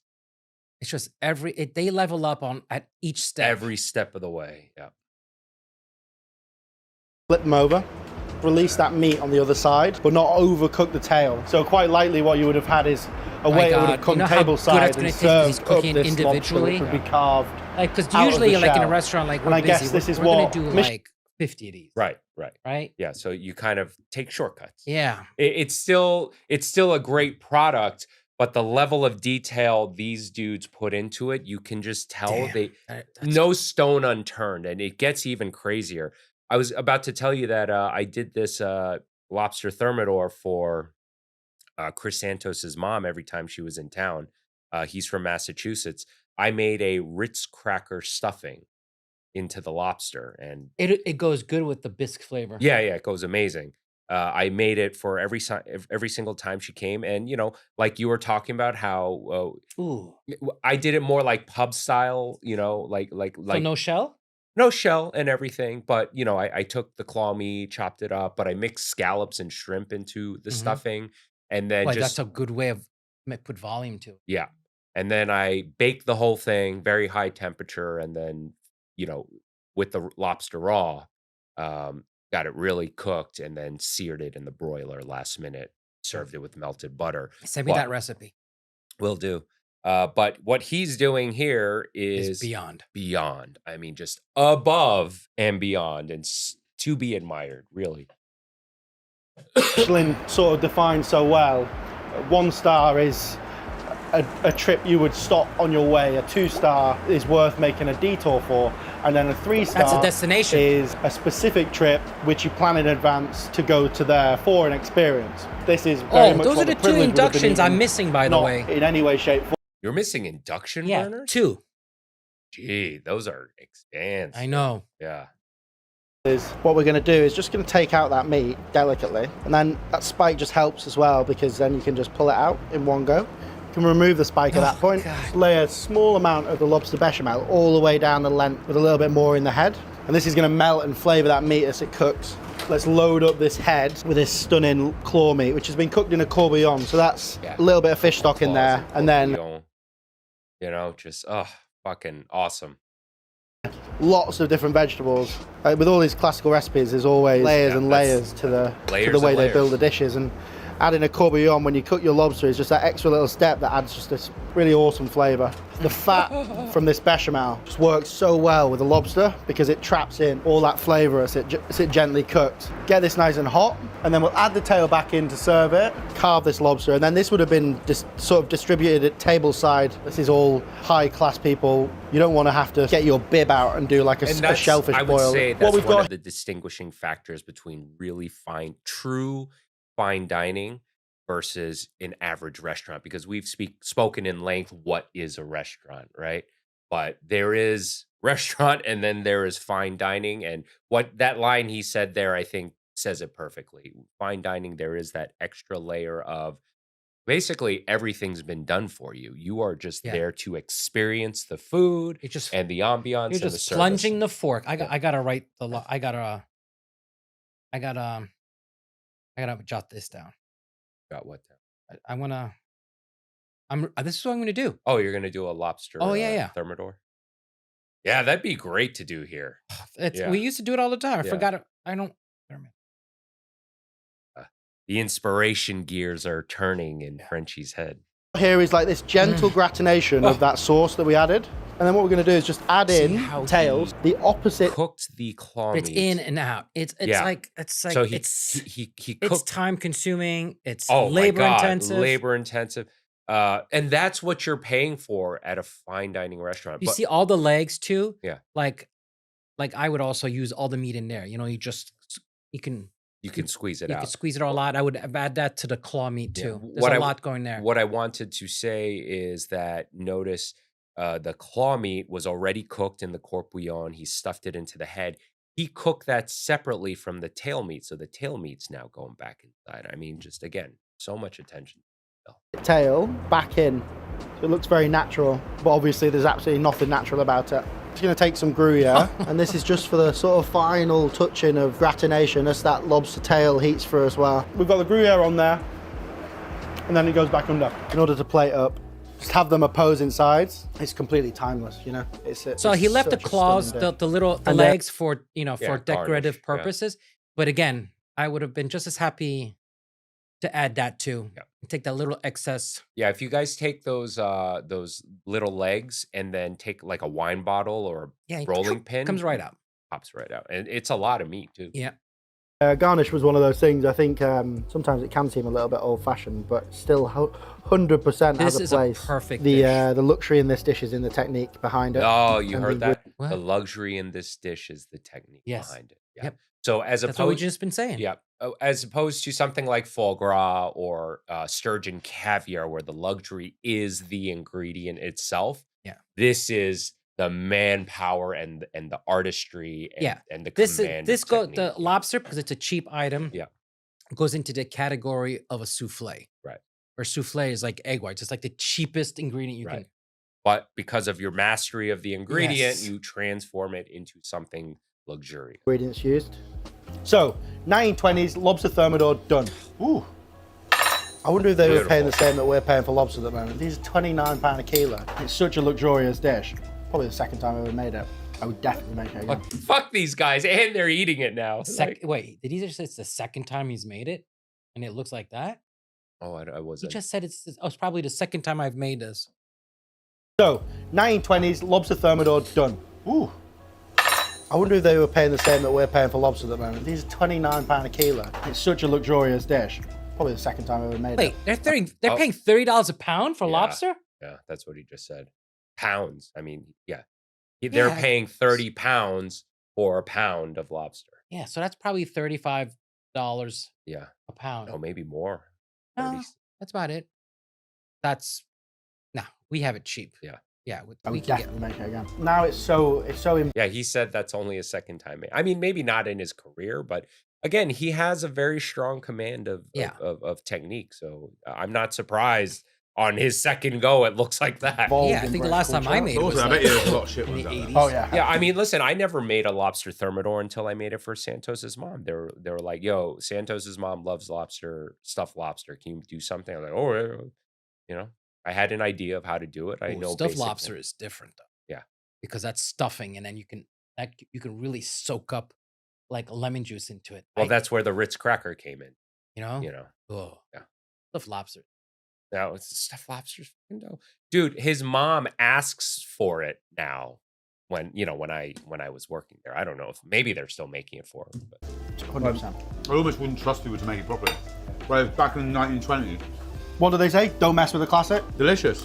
Next up, oh, 1930s. Welcome to the era of traditional, flavor-led luxury. Oh, that's the gallbladder chicken. Yep. Poulet, right? Is that poulet de? Is that how you say it? Huh? How do you say that? Poulet de. Oh, okay. A French chicken breed that's known for the black-footed, quinoa. Yeah. Okay. They have protected designation of origin status. Famous Poularde de Bresse chicken. Oh, translates to breast chicken in half mourning. So this dish was made famous by a chef called Eugénie Brazier. She was from Lyon. She had two restaurants, both by the same. Yeah, so that's not discoloration under the skin. That's black truffles underneath. This is another really old school classic dish. And actually, a video of this dish being served tableside kind of went a little viral for being disgusting. But again, it's very, very classic. Name called La Mère Brazier, both of which had 3 Michelin stars, one of which is still open to this day and still has this dish on the menu. He's famed the world round for being one of the finest chickens you can buy. It's from the Bresse region in eastern France, near Lyon. When you buy this chicken, it's dressed perfectly. It still has the feet on, so you can see the freshness.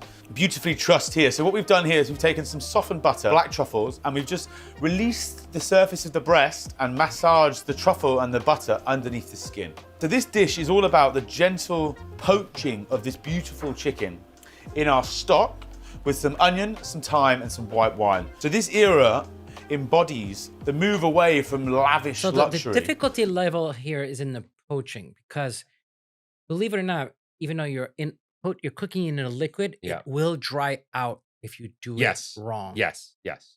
So timing is of the essence here. Yeah. If you know what is poaching, guys? It's essentially, I'm gonna call it like a light boiling of, if I had to explain it to. It should be below simmer. Right, it's a simmer. You shouldn't see any bubbles. Yeah, no bubbles. But it's a very gentle cooking in liquid. And but even if you cook it gently, as Frenchy said, if you do it too long, you'll overcook it. It'll get a grainy texture. There is this moment where if you stop the cooking process, you will have the most moist, tender chicken of your entire fucking life. And problem is most Americans, and the way we were brought up, like like you're afraid of that. Right. Yes. You keep correct, thinking, oh, yeah. this is not cooked enough. This Yeah. looks raw. It's like, So- nope. So growing up, I ate a lot of Hainan chicken, Hainese chicken, which is very not similar in technique. There's no truffles or anything, but it is a poached chicken, and it is desired to have that silky, soft, very juicy, no grainy texture whatsoever to the chicken, and it's poached, so you know you have that, Got that boiled slight skin give, texture. Yeah, that slight give. Oh, And ostentatious presentations and service styles to more ingredient-led cookery, focusing more on the subtle aromas and balancing of the aromas with the quality ingredients. I'm just going to take some white onion, lifting the chicken slightly off the base of the pan, making sure we cook it really nice and delicate. Some thyme, season the chicken all over, generous glug of white wine into the bottom of our pan, followed by our chicken, probably about a litre or so of chicken. Oh, this is not the one that's cooked in the bladder. yeah, but it's the same principle. Oh, okay, gotcha. So Right? we just want to almost just cover the base of the chicken, baste it a few I times can while see it's how cooking. you thought that. We're going to cook it at 120 degrees. You could see what? I could see how you thought that. in the Yeah, yeah. beginning. I thought it was the bladder chicken. Man, Yeah. I'm Oh, you're jotting this Oh, down yeah. too. Yeah. I don't know if this one would sell too much though. This would be a specialty for 2. Oh. And it would have to be, you have to order it. Right. I mean, I'd order the shit out of it, Right? but you know, the average person though, I think they're going to be a little thrown off by the quote unquote boiled chicken skin. You know, especially today's that's- audiences. Yeah, listen, today's. This is an educated client. These very gently. The management of the low temperature is going to help. It's going to help the truffle 'Cause you're cooking permeate this into to the order. fibers of the chicken. So you have to tell In people France, you're in waiting this period, for this. we had the very more male-dominated haute cuisine, which sort of stemmed from luxury Paris. So Eugenie Brazier, her cooking was very favorite much era. steeped in Lyonnaise tradition, more regional cooking style. Cover the pan. This should hopefully take about 2 hours. Okay, so to serve with our poulet de Bresse en demi-duel, classic sauce. So this is her version of a sauce albufera. A touch of brandy, Madeira, equal quantities. Her version is slightly different in the fact that it uses, we are going to use foie gras as a thickening agent for the sauce at the end, instead of a more traditional roux-based sauce. I'm going to go in with my brown chicken stock, a touch of cream, lots of black pepper. We're going to remove our poulet de Bresse from the oven. We're just going to let our chicken rest there now. Beautifully tender. Going to go with a little knob of butter on a low heat. We're just then going to add our foie gras. This has just been debaked. You know, and I say wow to that chicken because you can see it's completely intact. You can see how plump it is. So you know that it's going to be very juicy. But another thing, the skin isn't broken. Yeah. Perfectly intact. And then we're just going to emulsify that in. Oh, fuck And this you. the foie gras will help to thicken the sauce, yeah. Thickening. It's almost got a gloss to it, which comes from the fat. So we've just got a few little vegetables just to heat up to go with our garnish. Now we're just going to carve the chicken But off the this would bone. traditionally be You can done at the table. Right. Yes. Yes. That would be. always smell That's the smell another of the chicken. is just leveling incredible. up of the dish. We've got our beautiful leg, French style presentation. Just letting all the ingredients sing for themselves. We've Yeah, got you're one of the right. best We couldn't do chickens in that the here. world. Yeah. Lovely, fresh. They'd be like, oh, That's exactly what I was going to say. You know, it's going to freak people out. Yeah. It's going to freak your average customer out. You know, snooty. You see the joints, the coloring in Yeah. the joints. Like most people, oh, that's not cooked. It's Right, Like, no, right, that's. And I've said this many times before. So to kill salmonella, you have to take it to 165 degrees. If you let chicken cook to exactly 165 degrees and cut it open immediately, you will see on the bones and joints, it's still very pink.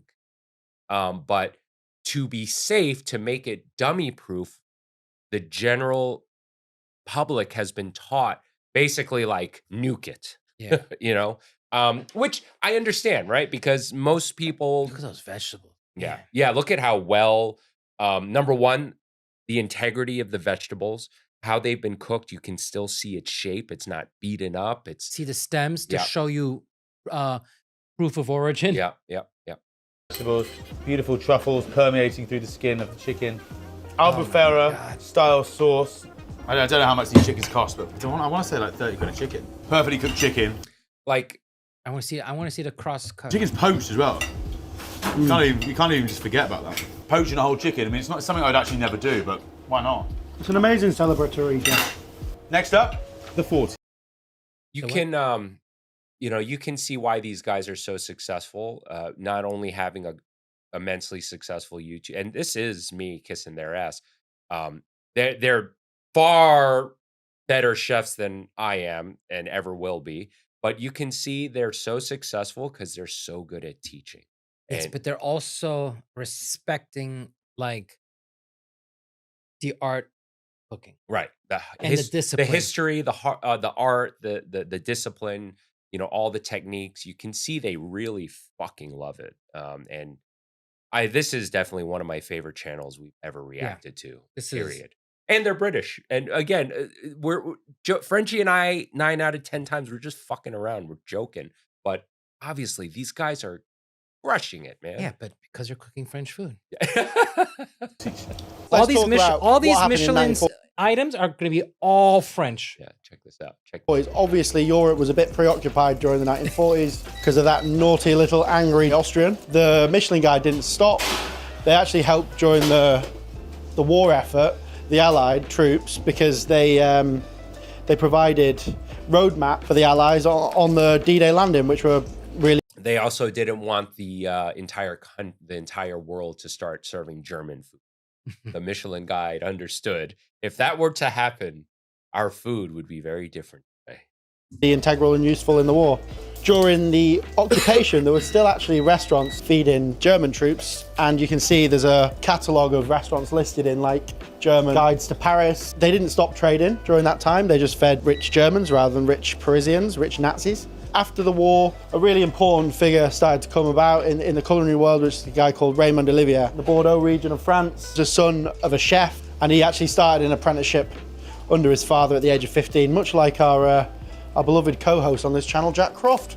So this is one of his most famous dishes. So this is Pigeon Prince René III. Dish that was created in his restaurant that was awarded Michelin stars in 1948, and it was to celebrate the marriage of Prince René III, probably the most famous actress in the world, Grace Kelly. Squab pigeon, which is a type of pigeon. It's a different breed of pigeon that's been, it's essentially a domesticated farm pigeon. Deboned, and then we've trussed it. So we've taken out all of the sinews. We've stuffed it with a chicken mousseline, which has been cut with a...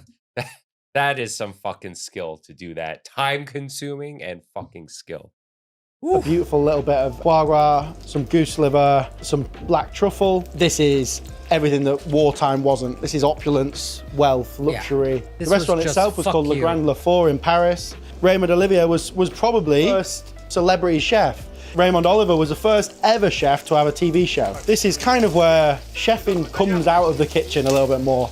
The celebrity status didn't start with Marco and Gordon, as you can often think about. It actually started much earlier, and especially in France. Squab pigeon is a really difficult meat to cook because it's super lean, but it's got a really beautiful flavour. So all we're actually doing is getting colour on these ballantines, but we're centering the colour to the area where the chicken mousse went in first. They're focusing a little bit more on farm to table, a little bit less on the old luxuries of the... So you see how he said that he mentioned that he's cooking it on the mousse where they so that gets set, that can right, that solidify, and now you're creating a good foundation for now. It's not gonna, because that's your most fragile part, right?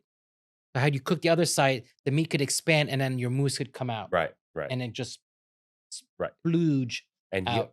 And he also Splooge. yeah. He also mentioned how squab, it's a very lean meat, right? So it's Yeah. going to be easy to overcook. Makes of sense. the grandeur of the past, and moving towards some slightly more modern styles. If you like duck, it's like a more So intense. this just goes in the oven now, just to cook lightly through. Duck. So foie gras is obviously a little bit of a contentious ingredient nowadays. Cruel the way they do it. Feed a goose in order to get the Worth it. saturation of fat. It is an Goose are ingredient that's not nasty fashionable animals. in any way, shape, Mean. form to use anymore. And I kind of think with That's probably how they figured out foie gras, right? Because there was some goose being really fucking mean yeah? and nasty, and some farmer was like, you know what? Fuck.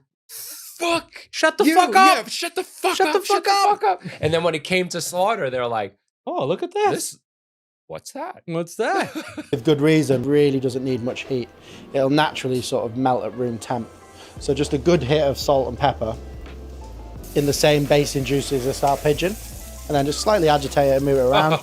so you get a really beautiful golden crust all the way over it. I always rest my foie gras quite nicely. I'm currently working on a sandwich for mission with foie gras in it. How much are you gonna sell that? It's gonna be expensive, but you know that's That part of gonna the be your butter component. I'm working on making like a spread, doing a type that we would spread the foie gras. That would be the cheaper option. But I'm also fucking around with like just seared foie gras, as, you know, like an upcharge. And I would only offer it for a couple of days, you know, as a fun little thing. Splash of Madeira. And then just burn off that alcohol. I've got some nicely reduced chicken stock here. Okay, so we've not reduced this too much. Should be a nice. So we had a look at the few different ways of plating it, and I think there's been different iterations of it. We just wanted to kind of do like an old school plate. So this is a blackberry gel, taking off the ties, keeps the whole thing in place whilst it's cooking. He's obviously it's some kind of gel, but yeah, but did he say raspberry? I was hoping that it's like it's got to be a sweet thing, right? So you A can blackberry cross- gel, taking blackberry gel. off the ties, keeps the whole thing in place whilst it's cooking. Gonna go on one side of the plate, and it would have just been incredibly simple how he would have done it. I think I'll just carve it just to show the cross section. Oh! I mean, can you imagine trying to put this on the menu here? Absolutely crazy. All primo ingredients. It just goes to show you how like groundbreaking they were at the time, because dishes like this are still seen on menus today. It's one of those things never going to go on the menu, but it's a beautiful archive of an amazing dish.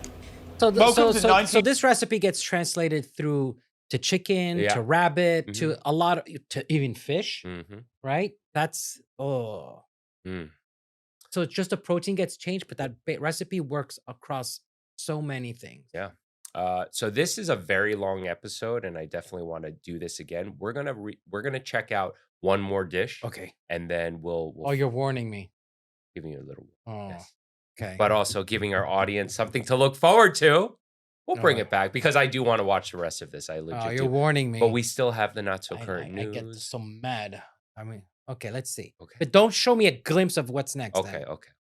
1950s France. Bouillard en vessie, a chicken in a bag. That's the one you this wanted. Dish was created Oh. by Oh, nice. Fernand So, who was there a you go. legendary See? French Oh, chef Fernand who won, ran a yeah. restaurant called La Pyramide, which was awarded 3 Michelin stars. It was the restaurant that was owned by his parents, and this is one of his famous dishes. So it's basically See, that's why to us it looked like that was Yeah. going to be the recipe. we have a whole breast chicken, as we used in the 30s. Release the skin from the breast, and we place some see, and he's sliced got black the truffle truffles in there underneath, along again. with some butter. So in the cavity of our chicken, we've got some shallot, we've got some hard herbs, some rosemary and some thyme.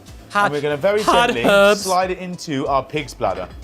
So our bladder has been soaked in cold water, and we've cut the top to be able to fit the chicken in. Cooking. And what cold water does is it'll make everything contract and then squeeze out any grossness, essentially. In a pig's bladder, it comes from it's a very but also makes it a bit more durable too. historic way of cooking. We're leaving the feet and the wings on for our presentation, which needs to be careful that they don't pierce the bag. So into our bag, we're going to season our chicken. So it's a little bit like cooking something on papillon, but obviously in a more theatrical Which I would way. prefer. Yeah. A little So bit much more more. juice. It's cheaper, a lot it's- less labor intensive. Yeah. Yeah, because that bag is not offering you any flavor. Right. Sorry. Right. It is, in my opinion, it really is just a presentation thing. This, right? I feel like this dish was made for like, how do we keep the Americans away? how do we enjoy and keep the Americans away? We don't like the Americans in the dining room. Or you could use truffle juice. They might have used as well in the times. We've got a small glug of Madeira. So people, they used the same Poularde de Bresse from before Yeah. for this recipe. Yeah. The same chicken.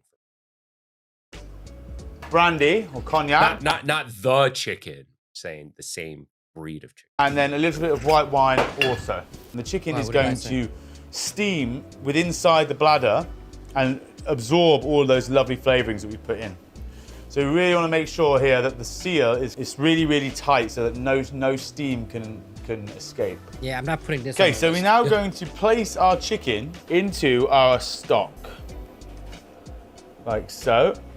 And the bag will inflate as the chicken steams. This style of cooking in the bladder is sort of like Yeah, the real it's a gimmick. first sort of steps of It's the exact same chicken as chemistry before, sort of slowly except now started it's got a seeping into gimmick. kitchens. Hush, This is why I don't like Don't this. you cry, Daddy's gonna buy you a truffle pie. This is been for cooking table now for about service. They 2 pop hours. it, they open it up. We are now ready to serve. So they'd usually serve it at table side, and then the big reveal is when you cut the top off. So we're going to capture all the juices in the pan so we can make our sauce. Oh, So yeah. the chicken is almost plumped up. So we're just going to reduce our cooking liquor. I've seen methods of this where they would then reduce this table side and make the sauce in a pan at the table. So into our sauce, we've got a few morel mushrooms. We've got a little bit of cream, a little bit of butter, and we'll finish it with some final seasoning. Did you just hear that? Morels, cream, and butter. Fuck, baby. Fuck me. Oh. It's regional, it's seasonal, it's flavor. Oh, the chicken is almost hell. And you see has the more color of that texture. chicken? Yes. And the important thing is, Like it you seems would almost serve like a that dinner. here, people would be like, People would freak out. complain. Would They would complain. call the health department. But it's not. But it's almost like very first iterations of sous vide. Yeah, actually, that's true. It The is. amount of work it takes to do Oh, and the okay. amount of like sheer diligence you have to have whilst you're cooking it, I probably wouldn't do it again. But I would use the same flavor combos. Next up, it's 1960. Oh, now fuck! this. We gotta watch this too. Oh yeah, we gotta watch This this. is Son of a this bitch. is a good one. Shit. This is a good Oh my god, I totally forgot about this dish. potato scales. Oh, Oh, yeah, baby. I had this once before. 1960. I made this at Lucille. Paul Bocuse. So, signature dish for him is a red mullet. So in total, I met him. he held I met him. Paul Bocuse Yep. is, I would say he I told you that's how I got my nickname, right? No. Because Paul Bocuse uh-huh. and Torres nicknamed me. Oh, I was in front of Paul Bocuse. I was like, oh, how coincidental though. We have Paul Bocuse because we have Paul Bocuse, which is nice ass. We have Paul Bocuse and Paul nice ass. So Bocuse is like nice, means nice ass. Bocuse. Bocuse. Bocuse. But his name is Bocuse. Bocuse. It's very okay. close. Gotcha. He's like, and I was like, I didn't get. I know what I'm calling you in public from now on. Bocuse. Bocuse. Michelin stars for 55 years, which is an insane achievement. And So this dish was Do you see any similarities in this and Ratatouille? Oh yeah. Yes, that is right. 55 years, which is an Look at that. Yeah. insane achievement. That's and one this of the dish was on the menu. influences for Ratatouille. There's another chef too that was used as an influence too. Yeah. Well, Thomas Keller designed Yeah. the inside of the kitchen, if I'm not mistaken. Well, it was more than him. It was a lot of people. And I think it's still on the menu today. And again, it is in Lyon. So you can see a bit of a trend here. Lyon is obviously one of the... It's the sort of food like- capital. I guess it's the epicenter for So France is food the and cooking world capital, in the 60s. but Lyon is the capital of France. when it Is comes just to a lot food. more of an open border, open-minded See kind of the era. And scales? people like Yeah. Paul Bocuse started making a name for themselves, just doing something a little bit more interesting and unique. Essentially, it is quite a simple dish to make. Really, you start with these potatoes, which just blanch until they're cooked. So the red mullet we've just portioned. You know, this guy, both of these dudes, they are making some of the finest dishes ever created in history. But their energy gives off like That's so simple. Hey, we're doing it. no, like kids playing in a park. Yes, You know what I mean? They're just so fucking in their world. it's approachable. Yeah, it's very yeah, it's great. So that just Really involves prepping down the spine, taking the fillet off, and then we've just pin boned it as well. And that's also how Okay, you so sell we've boiled just one these, side and now of we've just the taken them out and put them into ice water. And what we're looking for is these like really nice discs. We've got a slurry of potato and clarified butter, and then we're just adding our potatoes into there as well. They'll look like fish scales eventually when it's done. But it's quite an elegant presentation, and red mullet is beautiful on its own. What are you going to do to charge the prices of a 3 Michelin star restaurant There and you go. justify It's your all Michelin about, stars? Layer it painstakingly getting a with cheap tiny item little to sell. rondelles of potato. Best fact of the day. Because what This does is, that red mullet and the potato cost? Fucking nothing. Exactly. The food cost is, I mean, usually most of But the the time. labor Yes. in having to do that. Well, listen, the labor And the repetitively. the operating cost of running a restaurant, a fine dining restaurant, right? the initial investment you have to put into the silverware, the china, the I need to see this. Go. Guy who Ratatouille is based off. Paul Bocuse was trained by Eugene Brazier. He then went on to train the next generation of chefs as well. So lots of people went through his kitchens. Quite a simple sauce. Oranges, juice them directly into a pan. 1 sprig of rosemary. Just go in with a splash of nolly prat. Really beautiful ingredient to use in shellfish cookery and very traditional. I've done this, but I'm not a big fan fresh of this sauce though. Oh no. Right at the end. So you don't need, it's an interesting one because it's not in season all the time. In the UK you can get it for a very, like an okay price in the middle of the season. All of it goes to Europe because they love it so much. It's got a bit of like a retro. Right, next. Wait, go back. What did they call that dish again? In French?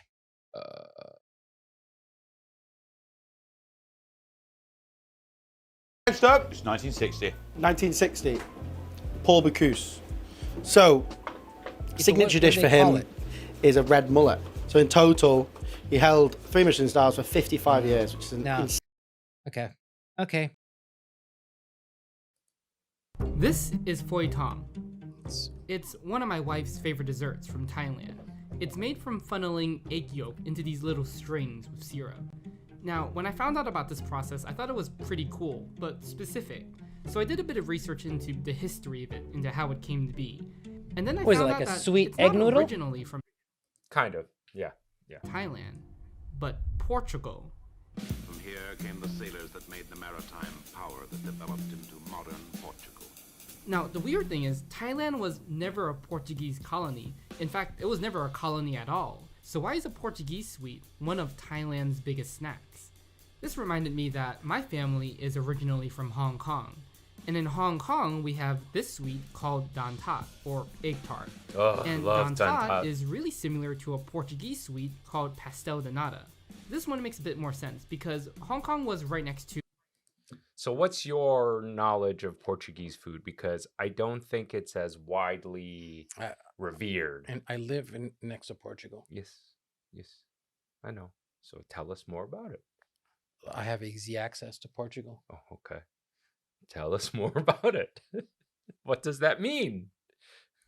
It's good food.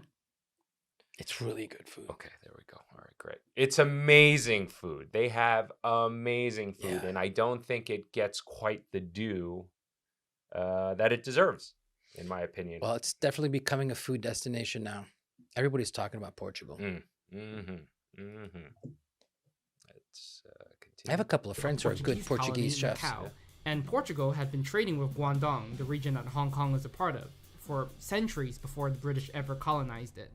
But it's not only just these two places. Japan, the country that I'm currently living in now, also has a Portuguese-inspired sweet called Castella. But not only was Japan never a colony, they had blocked off trade from every Western nation for over 200 years. Well, they let the Dutch in, but that was it.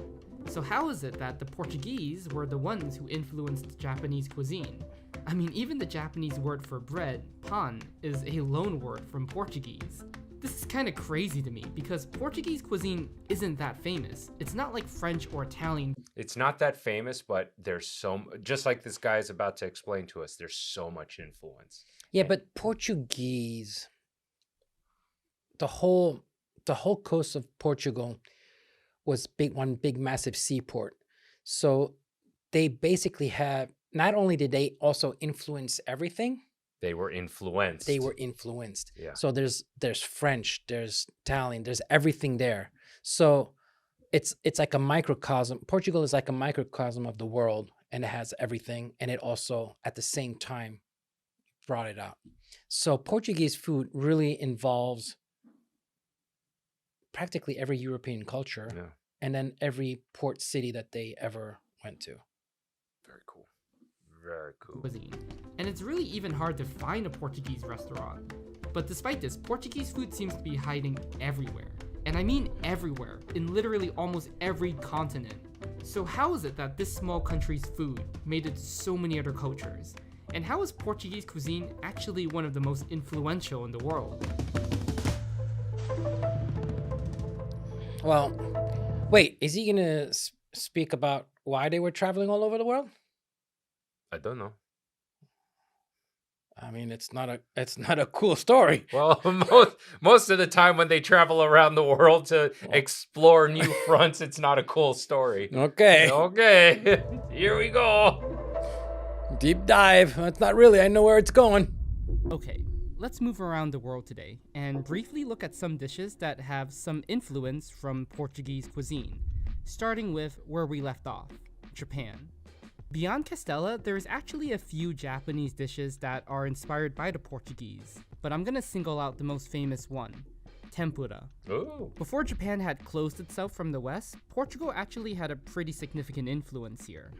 They were the first Europeans to actually reach Japan, so they were the ones who introduced them to guns, Christianity, and Western food. Okay, by the way, quick side note, Portugal had a slave trade with Japan where they traded Japanese, Korean, and Chinese slaves to bring back to Portugal. Like, what? How am I just finding out? Yes. I know these. I know these. Now?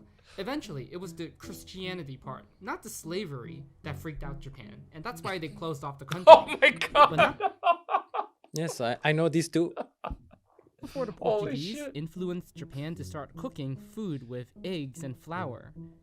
Tempura became a popular street food in Japan, and the rest is history, because we need to move on to the next location, Malaysia. Oh yeah, Malaysia has a Now, huge Portuguese Malaysia has a influence. complicated colonial history. That too. They were colonized complicated. and occupied by a lot of different countries, but the first Europeans to do so were the Portuguese. In the 15th century, Portugal colonized Malacca, a part of now modern-day Malaysia. During this time, a bunch of Portuguese started having families with the native Malaccans, and their children became a racially mixed group of people called the Kristang. The Kristang went on to develop a curry called gari debo. Debo meaning leftovers, and because it's spicy, the English translation of it became devil's curry. But the original name has nothing to do with the devil. In fact, it's actually a dish that's meant to be eaten right after Christmas, because the curry is meant to be made with leftovers from a Christmas meal. But speaking of curry, let's move on to India. A lot of people associate Indian colonization with the British. I did not know the influence spanned that far and that they were traveling that far for slaves. Holy shit. Next. But no, tell me more. Oh no. You look I mean, he's uncomfortable. sidestepping the whole. There's like a whole side story Well, here. he's focusing on the food. He's focusing on the food. You know what? Oh, you know what? Good Shogun. Yeah, Shogun covers it a little bit. Yeah, Yeah. yeah. That was definitely. That was so good. That's a great show. So Let us know in the comments below. Do you like the show Shogun? I think it's great, but it's not as good as the Marco Polo. Did you ever watch Marco Polo? Mm-mm. The last one that they No, did? no. Oh, so good. It's good. Yeah. So good. That one's on Netflix.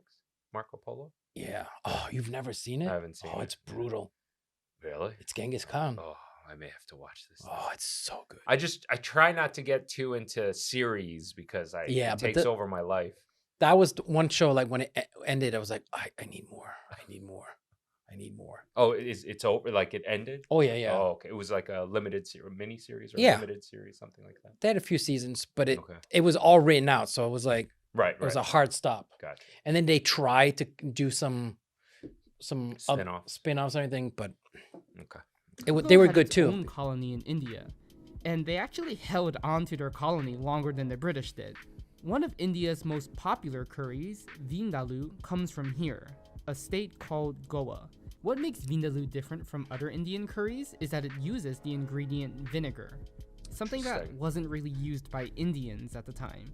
The Portuguese had brought vinegar with them to marinate and preserve their meat for the long journey sailing towards India. And it was the marination of vinegar that gave their meat an enhanced flavor, which the Indians have been using ever since for Vindaloo curry. The preservation of meat was so important to Portugal because they were the first Europeans to really try and explore the globe, often having to sail around Africa, which is where we're going next. What sorcery is this? If you're a fan of chiquinandos from South Africa, you can thank the Portuguese for that as well. The sauce used for peri peri chicken in South Africa was first produced by the Portuguese, who were exploring the region at the time. It's said that the Portuguese mixed chili peppers native to the area with foreign ingredients like paprika, onion, and basil. They eventually left southern Africa, leaving the peri-peri sauce they developed with the Africans, who soon started using it to marinate their chicken. But there's a bit of a dispute on where exactly this started. The two most likely answers are either modern-day Angola or Mozambique. Moving on, this next one's probably gonna piss off a few people. Yeah. The British. For our audience. Obviously, they didn't influence them in a positive way. For our audience, let us know in the comments below. Oh, except it's gonna be like the tempura. That's all they have in England. Yeah. The fish and fish chips. and chips. I love fish and chips. Yeah. For our But audience, that's basic bitch food. it's good. I know, Good. but It's it's good basic bitch food. Yo, basic bitches have their place too.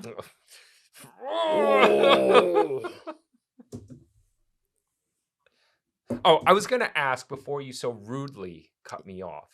For our audience, Yes. let us know in the comments below, what is your experience with Portuguese food? I am genuinely curious because I knew about dantat, which is I grew up eating as a kid, the egg tart, but that was really the extent of anything I associated with Portuguese, anything. So yeah, I'm curious, genuinely curious. Inspired by Portugal. In fact, one of Britain's largest institutions is based off of Portuguese cuisine. Fish and chips. Let's have some fish and chips. Let's be really elegant. Okay, I'll be honest. Portugal isn't the only party involved here. Fried fish was brought to Britain by Jewish refugees in the form of the Portuguese and Spanish dish pescado frito, which looks very different to fish and chips today. Now, all this happened around the 16th Well, it's century, just that and it's the whole fish instead of pieces of fish. Right. Which I always prefer bone-in fish, personally. Yeah. I think flavor-wise, Yeah, it's but superior. No. Yeah, but you guys and your bonelessness and no, needs but to be you can easy to take eat. but they're usually cheaper fish and all that thing. So you need the bones to make it a better flavor. But if you go high end, but you're not deep frying high end fish. Right. Yeah. Okay. It's just how much you want to spend. Yeah. And I don't want to spend much. You cheap bastard. I am a cheap You bastard. are the cheap. I am a very proud. You are the very cheap. I am a proud cheap bastard. Cheap. evolved to become part of Britain's identity. But Thomas Jefferson, the President of the United States, even once described the dish as fried fish. Thomas Jefferson is my favorite president. Yeah. He was a badass.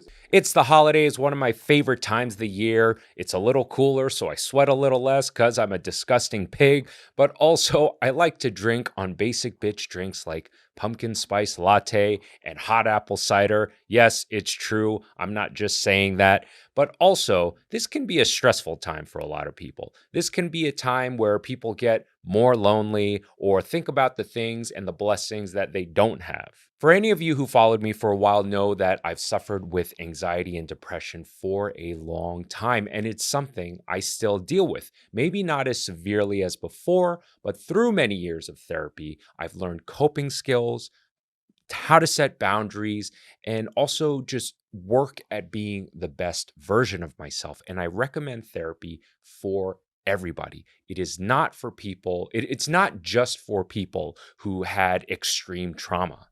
If you're thinking of starting therapy, give BetterHelp a try. It's entirely online, so it's convenient, it's flexible, so it'll be entirely suited to your schedule, which is actually something very convenient for someone like myself. As you know, I have an insane schedule and need that level of flexibility. Just fill out a brief questionnaire to get matched with a licensed therapist, and if you don't vibe with them, switch therapists at any time for no additional charge. Find comfort this December with BetterHelp. Visit betterhelp.com/getfat today to get 10% off of your first month. That's BetterHelp, HELP.com/getfat. And he like the ladies. You like the ladies. Yes. You like the... Oh, that's right. He had a lot. That's why we have a lot of... Oh, yes. There's a lot of little Jeffersons running around everywhere. It is. Jewish fashion. At the same time, chips, or what Americans call fries, were being introduced by the French and the Belgians. But obviously most people eat fish and chips without ever knowing of its Portuguese roots. Alright, let's move on to the Americas, with Brazil. This is probably the most straightforward entry in the list. All right, give it to us. I mean, the fact that they sustained that and then they kept only that in Europe always amazes me. Brazil was Portugal's most high-profile colony. No shit. Having been colonized for over 300 years, and being the country with the most Portuguese speakers in the world. Colonial Brazil was, of course, a terrible place with slavery, exhaustion of the land's resources, and all the other bad things that come with being a colony. But again, I just want to talk about the culinary footprint left by Portugal. Yeah, let's skip all the... Let's skip to the food. Best example of that is probably feijoada, a bean and meat stew. It's a national dish of Brazil using black beans, which alone is its own cultural symbol.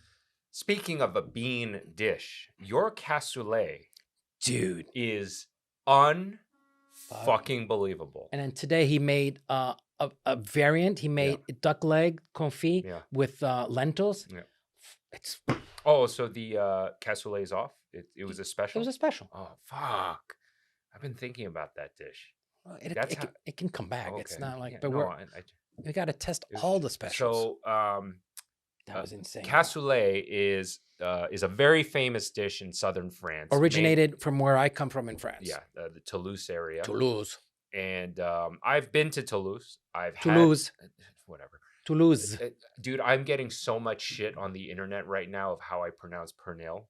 Pernil. Pernil. I know how to pronounce pernil. No, you don't. Well, you know what? I said pernil. I just had to correct you. And people all over Instagram are shitting all over me. And guess what? They're not shitting on me. Yeah. And guess what? You guys don't know how to pronounce bulgogi. I can't tell you how many times someone has come into the shop and go, "Can I get that sandwich with the bulgogi?" Like, you know what? You know what? Let me get you a double order of bukkake, baby. Go fuck yourselves. Go fuck yourselves and your pronunciations. Anyway. Nobody's correcting me. Cassoulet. Cassoulet is an amazing dish. I've had it in Toulouse. Yeah, mine's better. And yours is better. I was like, oh shit, this is good. Anyway, I was just reminded of that when we saw feijoada. Because like all these traditional dishes in our home of origin are cheap dishes, right? So of course I can improve on that, right? Right. So like the bar, and this is with all due respect, the bar is set low. Exactly, because it is a cheap dish. It's abundant. It's big. It's, Yeah. So it's easy to elevate. Which is actually, in my opinion, some of the funnest dishes, right? It's some of the funnest dishes. I mean, look at a lot of Korean cuisine is a lot of pickling, a lot of marination, a lot of stews. I mean, that's what most restaurants are doing now. They're taking cheap foods and just elevating them. Yeah. So and it's fun. It's the food cost is low, and they're, for a slight improvement cost-wise, they're making it. The profit margin is a little bit better. Yeah, and at the end of the day, a restaurant's a business, and they need a profit margin. Yes. So that's a whole nother topic. A talented chef can make you money. Yep. All right, let's do this. In the country, so it's a very Brazilian dish. But the story of its origins is contested. Some say the dish was developed by slaves in Brazil who made the stew because all the ingredients were cheap and easy to obtain. There you go. Others say that European settlers developed it with native ingredients from Brazil. Either way, the inspiration for the stew originally comes from a pork stew from ancient Rome and was brought to Brazil via Portugal. Finally, we're gonna move on to the last stop in this video. There's more dishes we could talk about, but for the sake of time and repetition, let's end it here in the United States. America! Fuck yeah! Which to me at least was the most surprising one. The Portuguese culinary footprint in the US begins in Hawaii. This is Hawaii, 50th state of the union. Yeah, that makes sense now. Yeah, it makes a lot of sense. I did not think of Hawaii, but Hawaiian sweetbread is light bulbs. actually Portuguese sweetbread. It's a pretty Speaking of universal. sweetbread, we just reacted. Last episode, we reacted to Guga's White Castle. Oh, dude. And he made his own Hawaiian bread. You remember that? Yes. Yes. Yeah, we love you, Guga. I would like We those. don't care. I don't want the ones we ate again. No more White Castle. No more. That was no, I just want to make the I just want to say something very clear. I think I just got right yesterday. No. I just want to put this out. I love there. them.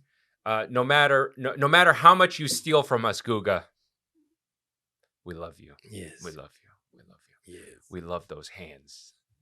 We love that bald head. All right, His Hawaiian roll fingers. Hawaiian roll fingers. Kind of bread you can find anywhere in America, especially diners, and was something that I always... as of so this episode didn't come out yet, but neither did that podcast where we said he ripped off your butter broth chicken. Mm-hmm. So we don't know the effects of that video coming out yet. Oh, so we might be spiting our face? Yeah, cutting our nose to spite our face? Yeah. So maybe the episode after this, we're gonna be like, yeah, maybe we shouldn't have pissed off Google like that. I don't know. Or he may text me and be like, yeah, good jab. We'll see. Thought was the product of some... I don't think he's bread wasting any factory. time with us. No, you're But right. it came from Portuguese immigrants who moved from the Azores, a chain of islands that Portugal owns, to Hawaii, which has a very similar climate. And I think this is a perfect example of how Portuguese food is literally hiding everywhere. This bread has blended into the American identity, much like what happened in all the other countries on this Damn, list. look at that footprint, man. Dude. Holy fuck. But they maintain it. Yeah, well, I mean, who can maintain that? I have never been to the Azores. Have you? Neither have I. I'm not well traveled. We should put that on the to-do list. Other than Asia. I've traveled Asia a good bit. Asia's pretty big, though. You and I need to go to Philippines. Yes. For real. The Filipino people want us there. They do. They like me. They like you, indeed. There's a lot Because to like. unlike the French bringing baguettes to Vietnam or the Spanish bringing churros to Latin America, these foods' roots to Europe are kind of invisible. Portuguese food has somehow evolved to camouflage into very different culinary cultures. Hawaiian sweetbread is eaten everywhere, every day, and not a single time does anyone ever think it's not American. And I can say the same for tempura in Japan, fish and chips in the UK, and peri peri chicken in southern Africa. These dishes don't belong to Portugal anymore. They belong to the countries that eat. There's something poetic in that. Well, it doesn't belong to Portugal because they have such a small footprint, right? Right. There are more people Right. using those recipes than them. Yeah, than they themselves. So how... Right. Yeah, good point. Them. And while Portuguese cuisine isn't one we often think about, you're likely eating it more than you've ever noticed. Portugal has been diluted. What I'm trying to say is that Basically, Portuguese cuisine is... So if you look at... Let's take French cooking because that's what I know best, right? It's across the planet, but where do you find them in other countries? In other French restaurants. Right. You go to England, like their top Michelin star restaurants are French. Yeah. So it doesn't really count that it's in England, right? It's not an English thing. Right. Interesting. So I think that can't be said about Portuguese food. The Portuguese food just spread so much that it kind of just like separated itself into non-existence. Or the people that learned these recipes and making it were saying, "Get the fuck out of here! You enslaved us, you motherfuckers! We never want to talk about you again." Yes, I mean, there's probably an element of that. Yes. Fuck to you. Yeah, fuck to you is what it comes down to. Yeah, fuck to you, Portugal. Any viewers from Portugal? Let us know in the comments. We love you. We love you. We love You're you. great. You're great. You're amazing. Xiao Tsiongtong was a Hunanese military leader during the Qing dynasty.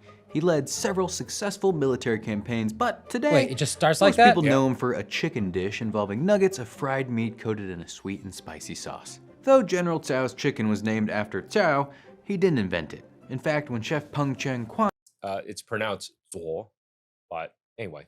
Close. I developed an early version of the recipe in Taiwan around 1955, Tsao had already been dead for 70 years.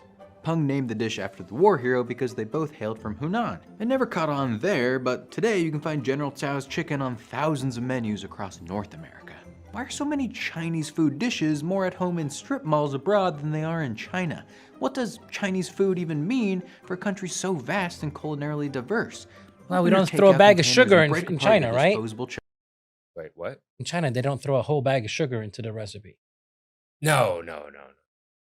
Not at all. And listen, they've never, you go to China, they don't know what the fuck General Tso's chicken is. They may now because of the internet, but yeah, generally they don't know what the fuck it is. Chopsticks. Today, we're digging into the cuisine of the Chinese diaspora, from the birth of Chinese food in America to a new generation of immigrants who are reevaluating what Chinese food outside of China can be.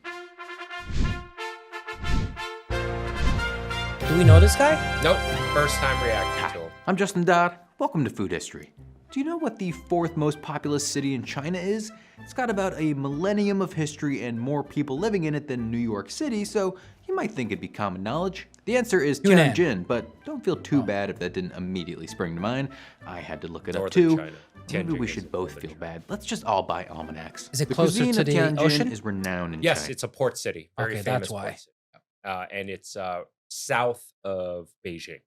It boasts of famous banquet dishes like the 8 Great Bowls and humbler yet still beloved snacks like goobly baozi, a type of stuffed steam bun with the name translating to something like, even dogs will not pay attention to it. As a port city, seafood plays a prominent part in Tianjin's food scene. There are also long-standing influences from European cuisine thanks to a treaty foisted on the region in the aftermath of the Opium Wars more than 150 years ago. I'll venture a guess that most people living outside of China have never thought about Tianjin cuisine, with the obvious exception of some Chinese immigrants, and a hat tip to the food writer Robert Tietzma, who did profile the growing number of New York restaurants representing Tianjin in a piece Okay, I'm doing it. linked to below. Doing what? You know what I'm doing. Doing what? You know what I'm doing. I don't know what you're doing. I'm looking at him again. Oh no! What? Because he lost me with his gibberish. What physical feature are Oh, you no, zeroing no, in no, on? no, now? no, we go. It Move would along. probably seem strange to an American to lump bagels, barbecue, and lobster rolls into one big American food bucket, and yet that's often how we approach the food of a country with more than 4 times our population. Jason Wang is the owner and operator of Xi'an Famous Foods, a restaurant chain based in New York that I focuses love on the Xi'an food Famous. of his family's original hometown in northwest China. In building their company, Jason Have we and been his to one? No, you and I haven't been. That's to not the one. together. That's not the one on 10th on 9th. No, that's Nanxiang Xiaolongbao. That's No. Don't show off. listen. unbecoming. Hey, excuse me. Excuse me. What about you, Mr. French? When something French pops up and you have to pronounce it in proper French, and then when I say it with my American accent, you correct me. I don't correct you. Very true. Yes, very true. Huh? Got you there. One of the few Okay. times. Okay. His father were faced Okay. with the question of how much to adapt the cuisine of Xi'an to suit American palates. Originally, when the restaurant was founded, it was all about feeding fellow immigrants. It wasn't about feeding everyone, even though anyone is welcome to eat. But for my father, it was more about his homesickness from our hometown Xi'an and just wanting to recreate that experience for himself and also to share with fellow immigrants like himself. So that's really his motivation, his passion. Of course, that passion sort of changed over the years. Since I joined in 2009, it was more of sharing this food with everyone, because when foodies such as the late Anthony Bourdain went to our restaurant, it really opened everyone's eyes to this type of food, and that, opened our eyes to the possibility of our food being acceptable to people from all walks of life. When Xi'an Famous Foods blew up, it was such a cool moment for me, because at that time it wasn't long after I just came back from China, and living that long ago? Yeah, well, he joined the company in 2009. That was around the time I came back, not too long after I came back. But Xi'an's food, northwestern Chinese food, was one of the most memorable moments of my time in China, because it was so different and unique and absolutely delicious. And this is not a knock on Xi'an Famous Foods, but Xi'an Famous Foods is very good, but the stuff I had there, I think, is even better. But Xi'an Famous Foods comes very close. and to see it become so mainstream for me was really awesome to watch. I was so glad to see Chinese food outside of Chinese American food start to become more popular and accepted. Say Chinese food here in the West, we're usually talking about products of Chinese immigrants tailoring their cooking to suit local palates. General Tso's chicken is the perfect example. The dish's inventor had So the Chinese last name Sao, mine spelled TSAO, is pretty rare. There's a whole historical reason for that. I won't get into it now. That spelling you'll often see coming out of Taiwan, but out of mainland China, it's spelled CAO. Again, I won't get into that. But TSO, they pronounce it Sao, but it's in Mandarin, it's pronounced Zuo. It's a completely different surname and character and everything like that. Just thought I'd mention. My entire life, everyone called me General Sao and would ask me about, my ancestors making the chicken, but had been a chef for the Chinese nationalist government, and he fled to Taiwan with his employers following the Communist Revolution in 1949. The original General Tso's chicken, Peng cooked 6 years later, borrowed heavily from his Hunanese roots. He described the recipe as heavy, sour, hot, and salty, all flavors characteristic of Hunan cuisine. This early General Tso's wasn't fried, and it was sometimes served on the bone instead of cut into bite-sized chunks. It bore only a superficial resemblance to the sticky, sweet concoction that's served in American Chinese restaurants today. What's your first memory of General Tso's chicken? Do you remember? It's definitely a mainstay.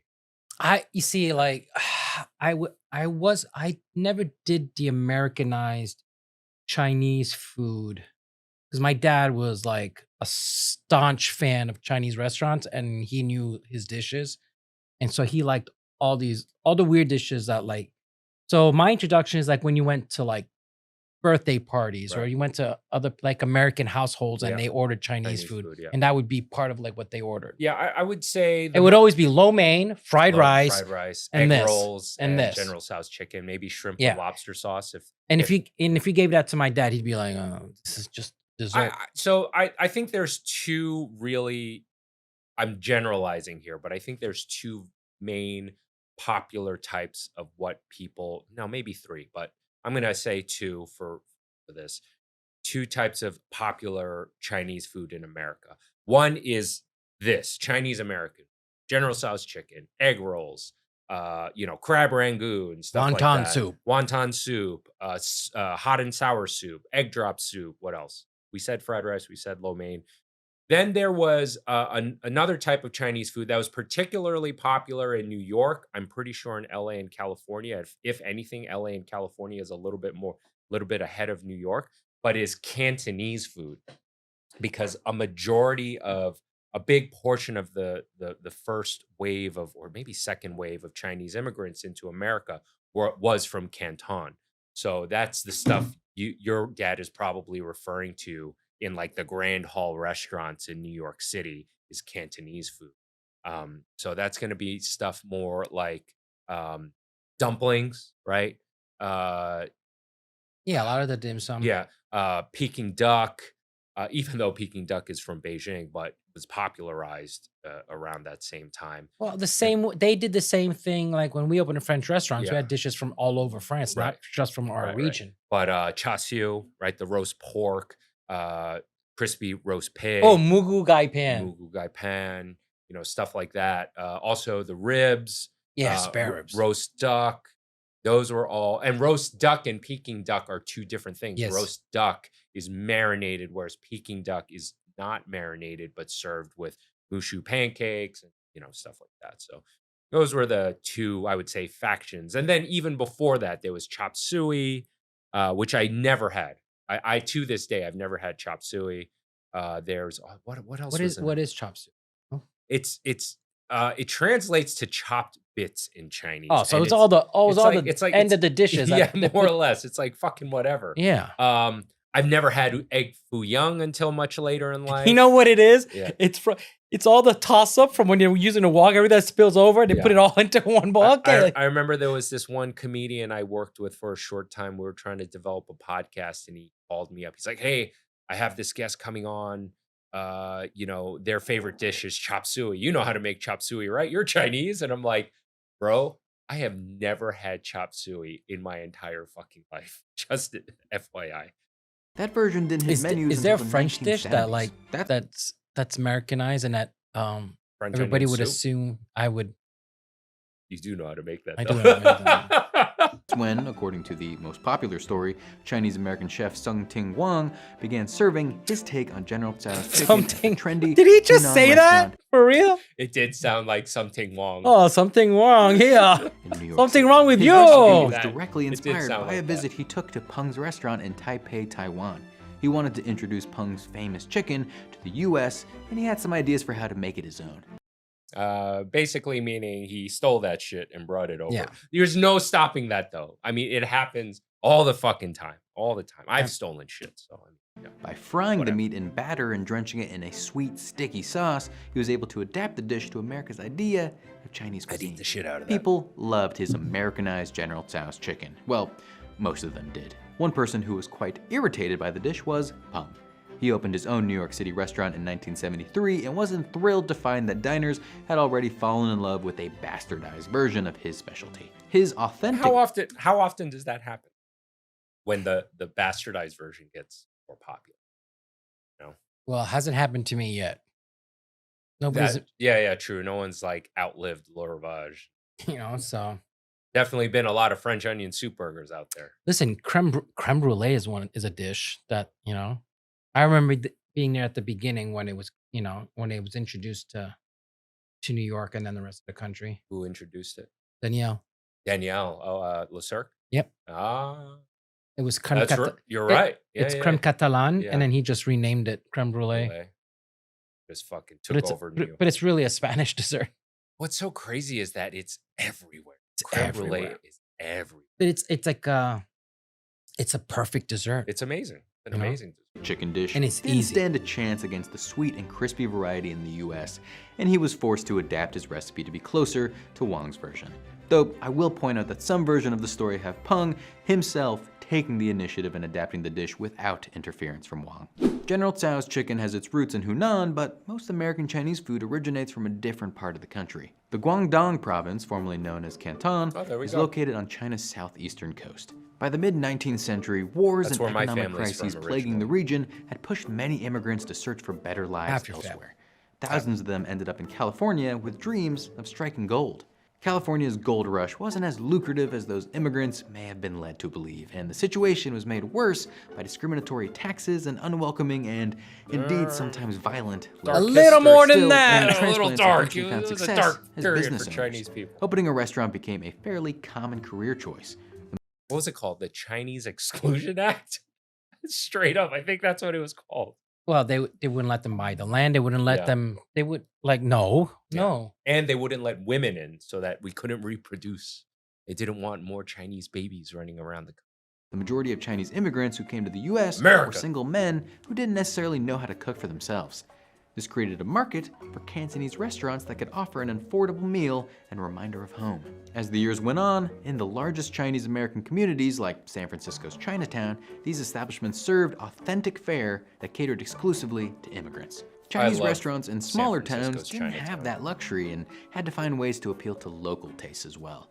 They also lacked access to Chinese products and were forced to replace familiar ingredients with and whatever was that available. is the secret recipe. Yeah. Is the lack of the ingredients, right? They had to Proteins, ingredients, and all that, and that's the consequence to every ethnic food in the United States. Yep. From hamburgers to pizza to Just hot dogs working to with what they had. exactly. Yeah. Spaghetti and meatballs, Mhm. right? This led to American Chinese food that wasn't exactly faithful to Cantonese cuisine, but still felt novel to American diners. The food that best captured this era is probably chop suey. The name comes from There we go. Cantonese tap suey, which roughly translates Chop to suey. mixed bits. Recipes vary, but today the dish is generally a mixture of meat, eggs, bean sprouts, and other vegetables stir-fried in a thick sauce. Chop suey is the dish that kicked off non-Chinese Americans' love affair. I never saw that in my entire life growing up.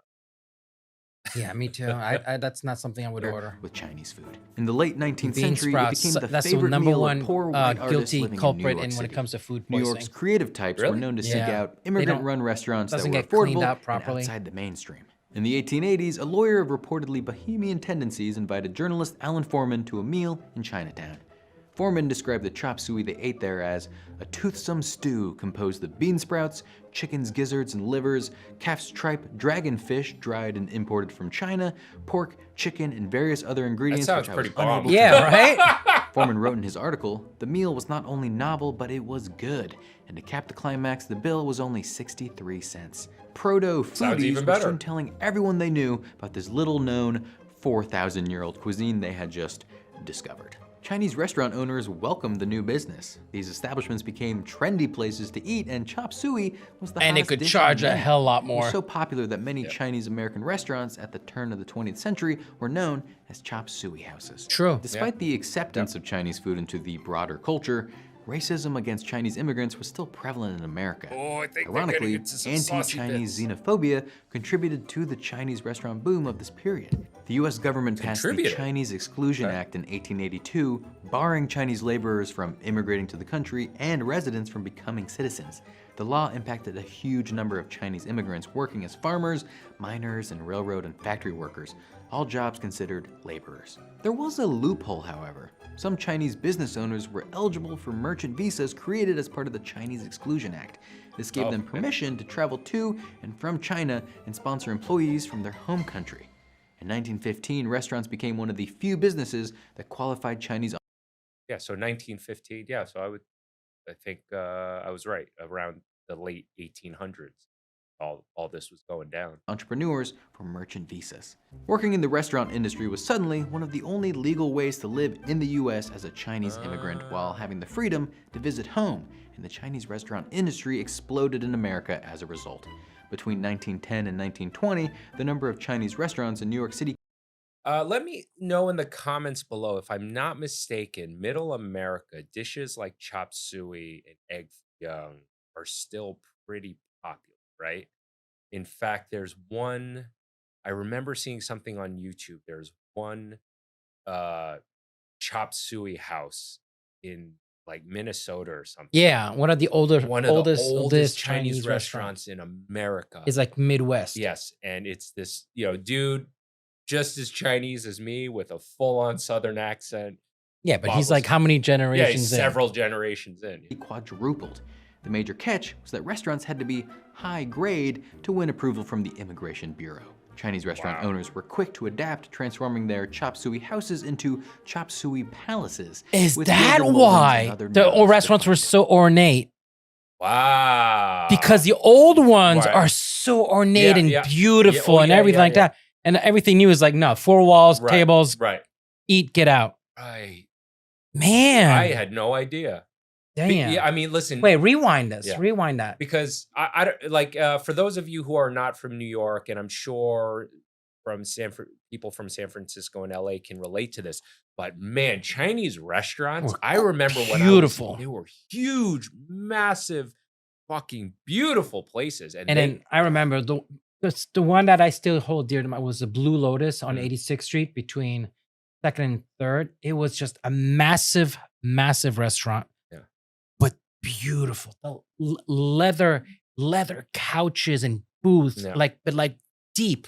Like you were hidden inside Yeah, them, and yeah. the tables were linen, and it was just everything was to the all the staff was dressed to the T, Right. like almost tuxedo-ish. Oh my God, every server had a Rolex. Yeah. Yeah, I remember Chinese that. restaurant owners were quick to adapt, transforming their chop suey houses into chop suey palaces with gilded moldings and other nods to fun. Yes. With the Chinese restaurant boom came the invention of many Chinese dishes on American soil.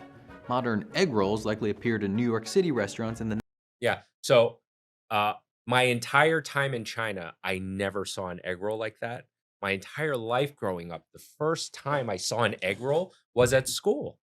They were serving egg rolls for lunch, and all the kids were freaking out about it. It's like, Yeah! And they would come to me and say, Brian, you would like this, right? It's Chinese food. I remember looking at it going, I have never seen that in my entire fucking life. The true story. 1930s.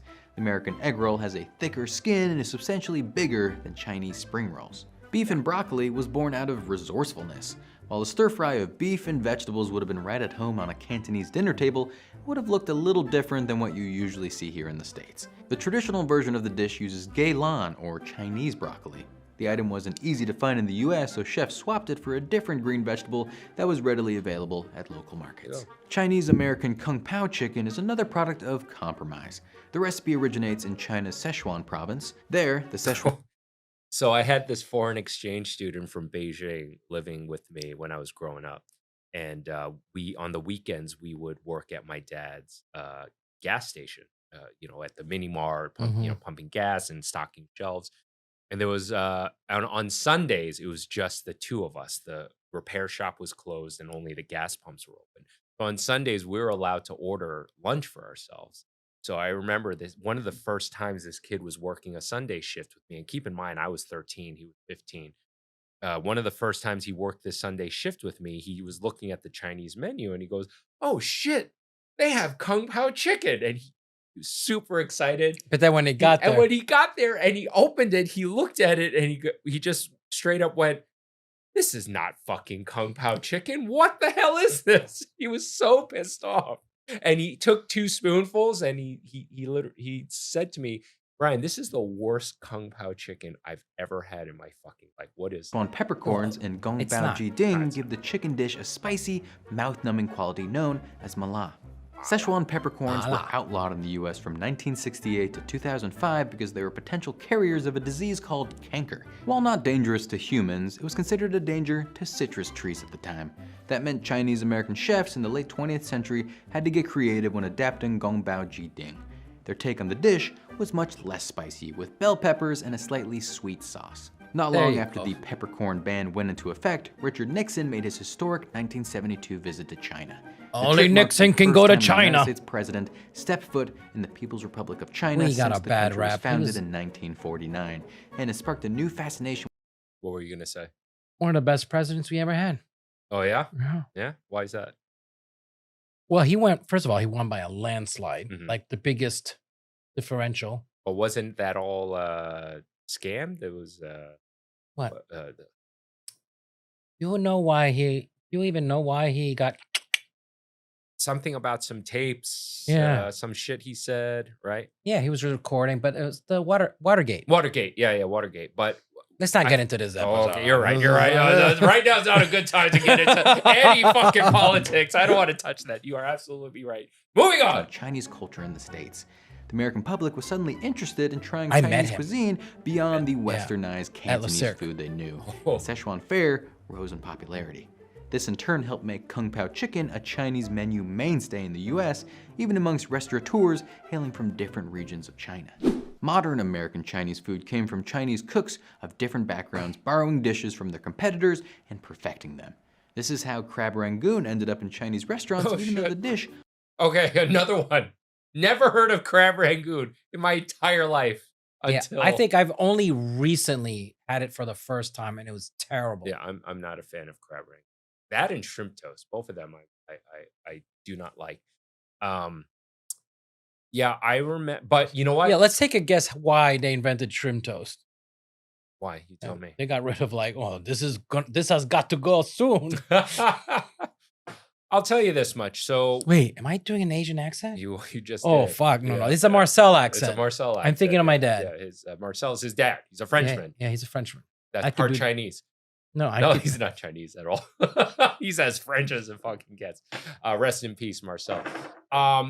So, every time I see crab rangoon and shrimp toast, I think, or gong bao ji ding, I think of the first restaurant I ever took over in Forest Hills, Queens. It was called Peking Duck Forest. It was absolutely fucking beloved in the neighborhood. And I wanted to open up a Taiwanese noodle house.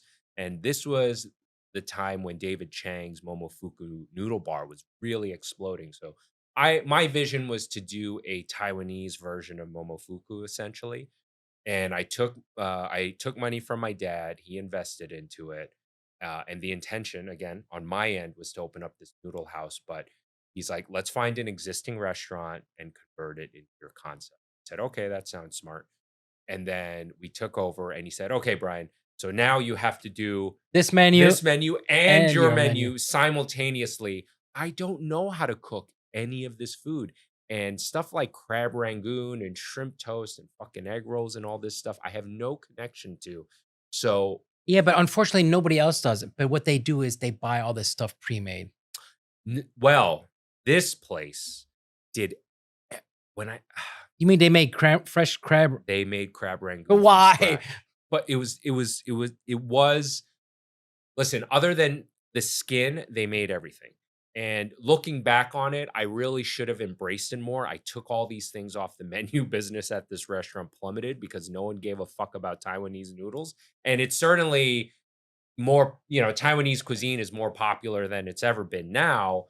But this was, 15, wrong wave. Yeah, 20 years ago. And also I wasn't ready to be a business owner.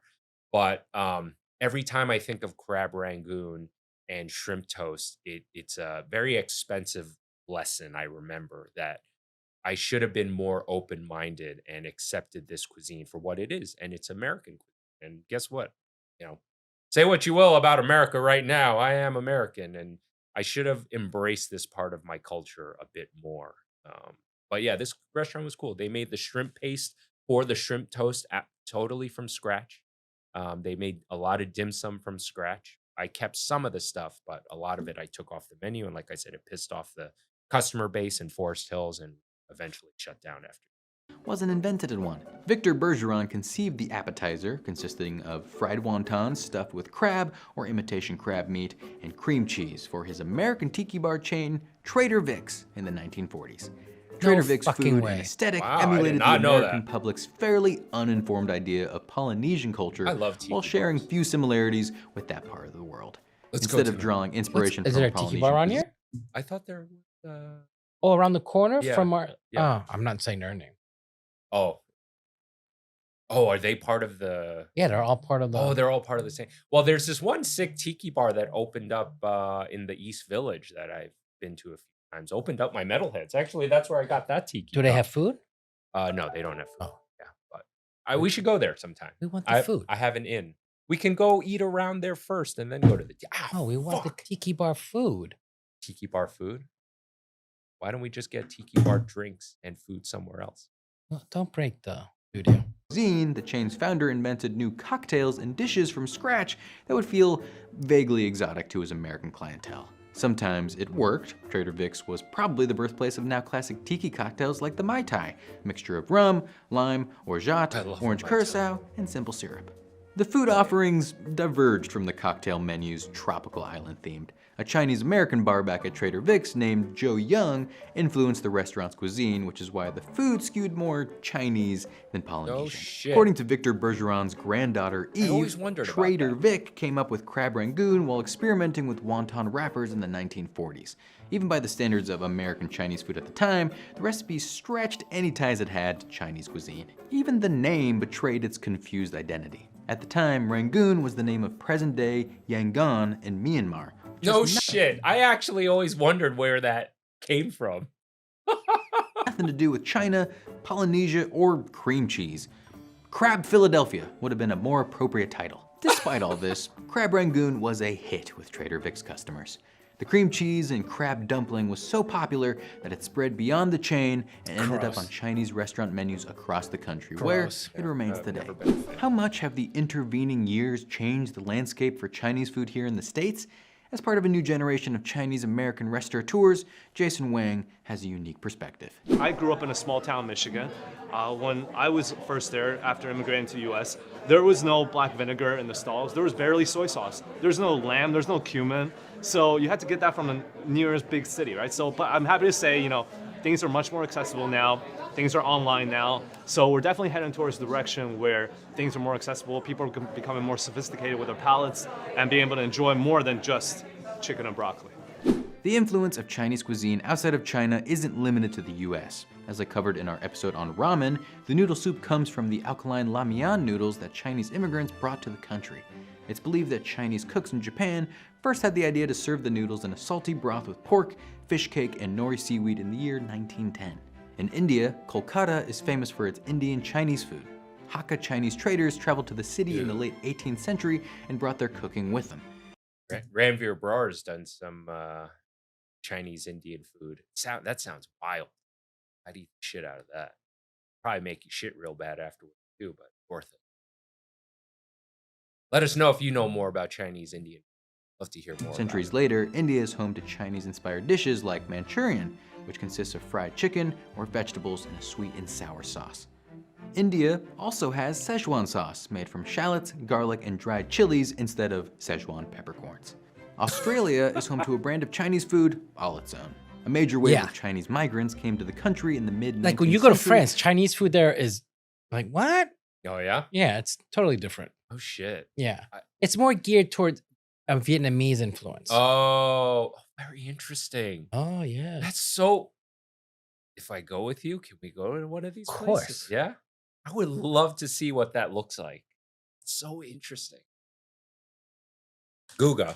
Yes. Cook an ostrich, shall we? Back to basics. Back to basics. I want to start today's video by saying thank you to all 5 million of you that have subscribed to this channel. Without you, nothing would have been possible. I have been working on this video for almost 3 years. Yes, I did cook an entire ostrich. Get ready, as this is my 5 million subscriber special.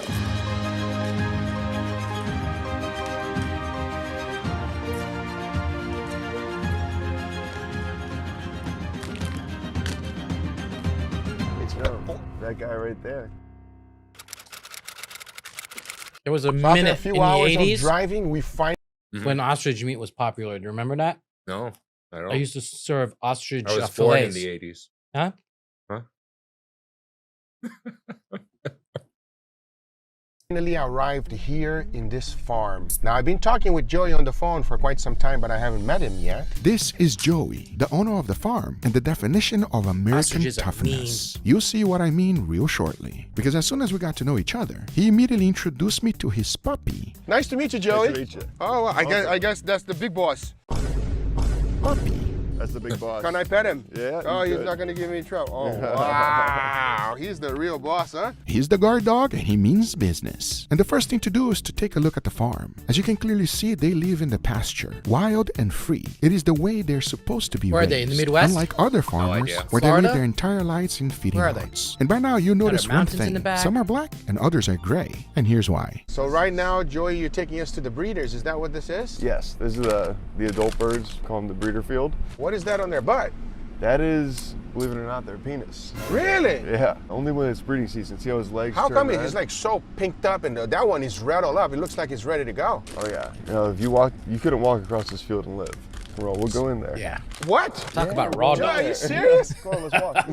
Hell no, you could not pay me enough to go in there. It's gonna take me out. All the big black ones are the roosters. Yes. I See. We run about a 5-to-1 ratio in here. Is there any reason why this one here for specifically is like so red and then the other ones are not? Yeah, so there's different species, like subspecies of them. There's the African reds, blues, and blacks. Ah, so that's naturally he's always like this. Only during breeding season. Only during breeding So that's like the testosterone coming out of them. They are dangerous animals, super strong, they have deadly claws, they can run up to 45 miles an hour. What? And during breeding season, they are extremely territorial, so you better watch out. They will if you cut hold you. your finger out there, go like this, and they'll peck at it. Maybe that's not a good idea, Joey. Let's see if she's gonna peck me up.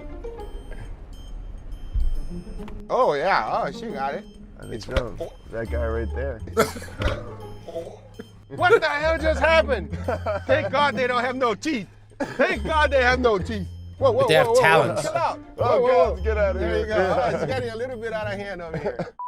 So what happens now, Joey? They all breeding here, and then after that, how long before they start laying their? Hey, you want another snack? Wow. I got something special. No.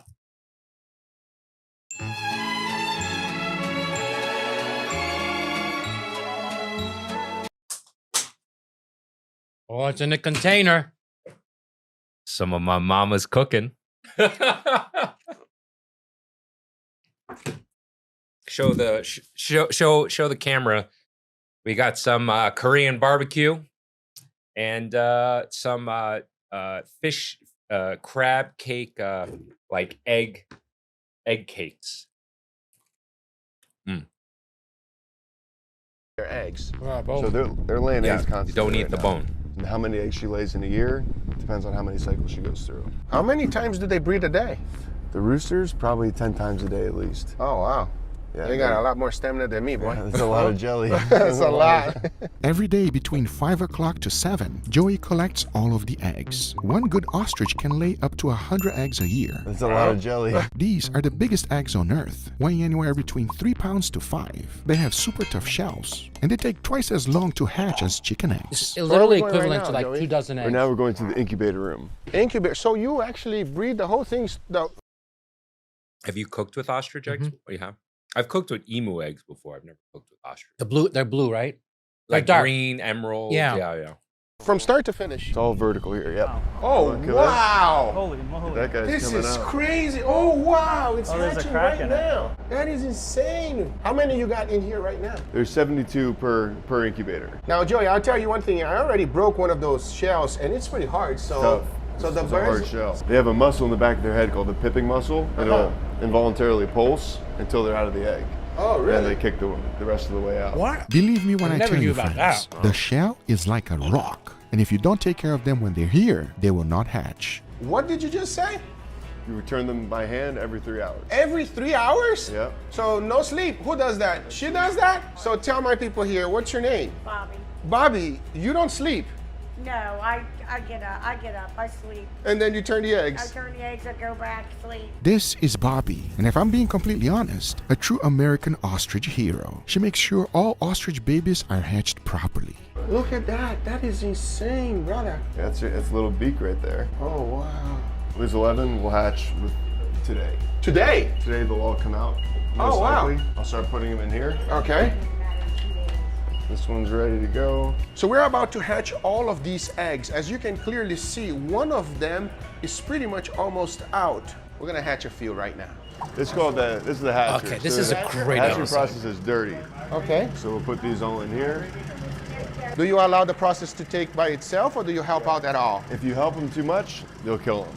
Oh, really? They don't struggle. I guess with everything, the struggle is good for them actually. It starts them burning their yolk sac. So they grow around the yolk, and the yolk is inside, and that's their food for the first basically 2 weeks. The more they exert getting out of the egg, the faster that starts burning. If it stays in there too long, they'll die of bacterial infection. Oh, wow. Take a look at that. How old is this one, Joey? 2 days. What does it feel like, Yeah, Josh? it feels like a little hedgehog. God damn, that is fucking big for 2 days. Holy cow. You're right. It's all bristles, yeah. And just about 9 months, they'll be just like the ones you showed me over Exactly. there. Wow, Joey. That's so insane. cool. So cool. Are you afraid of any predators at all? I used to, but now I have a pack of 30 dogs. I've noticed I that. don't care about people, predators, nothing. I'm good. They killed 2 people already. It's pretty crazy. What? Really? People were coming in trying to steal the birds. Uh-huh. I woke up in the morning and they were dead on the lawn, way out in the field. Holy Yeah. Yeah, they don't mess around. The big dog got them. The big dog got them. I'm kidding. Oh, shit. Remember in the beginning of the video I said that he's the definition of American toughness? Boy, he got me there. Now, in order to cook an ostrich, we need farm strong. Yeah. That's he got the core strength. You know what I mean? That's farm strong. Yeah. That's like That's you like know, you know who else is farm strong? like the wrestlers and like Brock Lesnar. yeah, Brock Lesnar is a farm boy. yeah, You don't fuck with farm boys. farm strong. Yeah. Oh man, I remember. I still to this day remember when, like, going back to France, Mhm. and I guess my dad was like in his 50s, or like my dad was peak, and then he was starting to fuck around with my grandfather, Mhm. and my grandfather like picked up Checked this, him. Just checked checked him real Yeah, good. Yeah. I was like, And the thing is, what's so crazy is you're so afraid of your dad, right? Yeah. So for someone to check your dad, that's oh man, that's funny. I remember we were sitting on the bench behind the house, Yeah. and this other dude was starting to get a little brave and everything. And it was fun because it was a group of people. And my grandfather at that time, he must have been 92, 93. And this guy was starting to talk smack And my grandfather got up, and the guy saw that and ran away. I was like, damn. So my dad has a farm in South Jersey, and there's a guy in the neighborhood. I'm not going to say his real name, but asshole. Yeah. But I did have a nickname for him. It was, I'm not going to say his real name, but it was Confederate Joe. That's my nickname for him, because he's, well, you know, it's nice to me, nice to my dad, but definitely a little, anyway. I remember shaking, and he's not a tall guy. Just when you shook his hand, I mean, number one, I thought his hands were made of sandpaper. Yeah. But when I remember I went to pick up something for my dad, it was like some fertilizer. This guy was keeping toe to toe. I mean, I'm a pretty strong guy myself, you know, but this guy, yeah, it's not the same muscles. Significantly older than me, and carrying just as many bags of fertilizer as I was. You know, no problem, not even struggling. So, yep, farm strong, baby. I remember my grandfather in his 80s carrying a barrel of wine or something. Yeah. Like it was nothing. And you have to understand that moves. Right. And he was just like, yeah. I was like, I couldn't even pick that shit. I couldn't even pick it up. Yeah. And he was just lifting it, putting it on his shoulders in his 80s, like 85. A cooker, everybody, and if there's one person I know will be my good friend Josh here. This is my longtime friend Josh, also known as the Salty Skipper Barbecue. If you've seen the video where I cooked half a cow, this was his grill, and without his help, cooking that entire thing was not going to be possible. This man knows barbecue more than anyone else I know, and there was no better person to help me cook this entire ostrich. What's up, Josh? Oh, so that's another collab. Oh, thank you so much for helping me with this. Hell yeah. On today's video, not only the ostrich is the star, but also this cooker. It has won many competitions, and the way it works is quite simple. To turn it on, you start with a little bit of charcoal, then you immediately feed in some wood. But the magical part is the convection part inside of it. One day as smoke post travels the from whole one steer that me and Pat cooked for the Food and Wine Festival. Yeah, I mean, if you guys get, we literally needed a forklift. If you guys get the video, we'll show it. We'll show it on the podcast. I have it. Side to the other, basting the meat with flavor of smoke, and it comes out through this chimney. And after winning so many barbecue competitions, this one will do the job. Holy moly! How heavy is it, Joey? Now here's a fun fact for Just talking about fucking farm strong, this guy is carrying an ostrich like nothing. Like fucking nothing. you. They can weigh up to 300 pounds with an average height of 9 feet. This is a big bird, and we are now ready to start cooking. Yeah, he's the most carrying important like thing about 100 cooking an pounds ostrich is easily, to make sure yeah. that it's seasoned properly. Believe me when Probably I tell more. you, with the mix of birria meat and this Oh, no, barbecue that's rub, way more it than will 100 definitely pounds. do the trick. But what's coming up next got me in a complete Minimum disadvantage, 150, and here's why. 170. Now the hardest part Dead is weight. transferring. How do I get this in? Do you Wait. two go over there? All body. Are We you have all the kidding legs me? and Oh my God! Oh wow! Is there gonna be a perfect fit? told you. It was a perfect fit. Now, whenever you're cooking barbecue, there's one thing That's a you smaller must have, ostrich, and though. that is Yeah. patience. And this one was going to take a very long time. And just like that, oh, she's getting a color already. But no matter what, we're gonna have to take some pieces out. I think so. Yeah. We can sear them up. Getting a nice color already. Yeah. We'll close it up because if you're looking, You're not cooking. yep. After about 6 hours of smoking it, we had to make a decision as we did not want to lose light. It was time to cut it in smaller pieces so we can enjoy it several different ways. As in the end of this video, you're going to see the biggest chipotle What? bowl you've ever seen in your life. What? And it will all be made with ostrich meat. So we'll cook that one whole. We'll do the same. Frenchie, I know you're not quiet because you're upset. You're quiet because 'cause you I are am not. fascinated. Yeah. Yes. This is another version of Frenchie I like. Same thing to the other side, and then we'll go ahead and slice small little pieces so that we can make it with the birria. The thing is that birria is quite tender meat, so slicing it nice and small like this is the way to go. As soon as that was done, I threw in some of that birria marinade we made previously. I'm gonna go ahead. By the way, drop a ostrich few meat is like bottles a of red water. meat. Oh That yeah. will Oh, keep yeah. it nice and moist, but most importantly, produce the flavor that we're looking for. Birria style ostrich. Now I mixed everything well and let the whole thing cook for hours. It's gonna be about Yep. 350 Braise it. degrees Braise Fahrenheit. it, Get braise it nice and tender. Can you tell it's not my smoker? But that's not the only way we're cooking it, as we wanted Joey to try real American barbecue. Because remember, all American toughness. And he deserves the best of the best. Dude, But right at this time, I love that guy. Let's just watch that again. I mean, try real American barbecue. Because remember, all American Fuck yeah! toughness. And he deserves the best of the best. But right at this time, we wanted a little snack. Into the grill it's gonna go. Oh yeah, directly on charcoal. I have a feeling this And that one guy is looked going like that to when be he was 12. great. It's perfectly cooked already. We're gonna go ahead and take this off. Go ahead and slice it. Yeah. Got a nice smoke ring here from the smoker. Now that reminds me of Wow, beef right dude. You are not kidding. That looks like straight up red meat. It is. I used to serve it as like filet mignon, and no people were like the verbiage was in ostrich fillet. I mean, it wasn't, but it pound for pound it was, first of all, it's lean, it's a healthier meat and everything, but it's great. And then like all fillets, a lean meat, then you serve it with a béarnaise, Right. It's a very heavy sauce. Yeah. there. Cheers, brother. That is good. Reminds me of beef, right? It does. There's no chicken flavor there. No, it's all no, beef. no. Crispy, juicy, tender. Yes. I've I'm never wondering had what's going to ostrich. happen with the birria. And we got our birria meat done, everybody. Oh, wow. I just wish you could smell this. Bro, I am so take hungry a look right at that. That is going to be delicious. Let's put this chipotle bowl together. We're going to go ahead and add a generous amount of rice. And we got the beans ready to go. We'll go right on top of the rice. Bro. Can't forget about the jalapenos. Oh, look at and those of course, charred we can't jalapenos. forget the ostrich. That will go right on top of the beans like that. That's just for Followed me. by some pico. Not sharing. Goes right on top. You know how I know you're really liking this video? You didn't get upset that there's beans in it. Yeah. We can't forget the cheese. Oh, Guacamole goes right on top. Oh, I And can to eat the finish beans. it up, tiny bit of It's sour not- cream it's not like goes right on peas. top. Now that's That's the best sundae.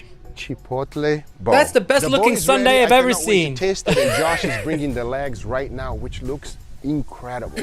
We ready? Yeah, bring it over. Ooh. Oh, Josh. Imagine Are you walking around kidding me? Disney World with that. Oh, wow. All that work, and we finally have two results right here. We have the birria style and the barbecue style. I don't know which one is going to be better. Which one do you think is going to be better? The barbecue. Please dig in, gentlemen.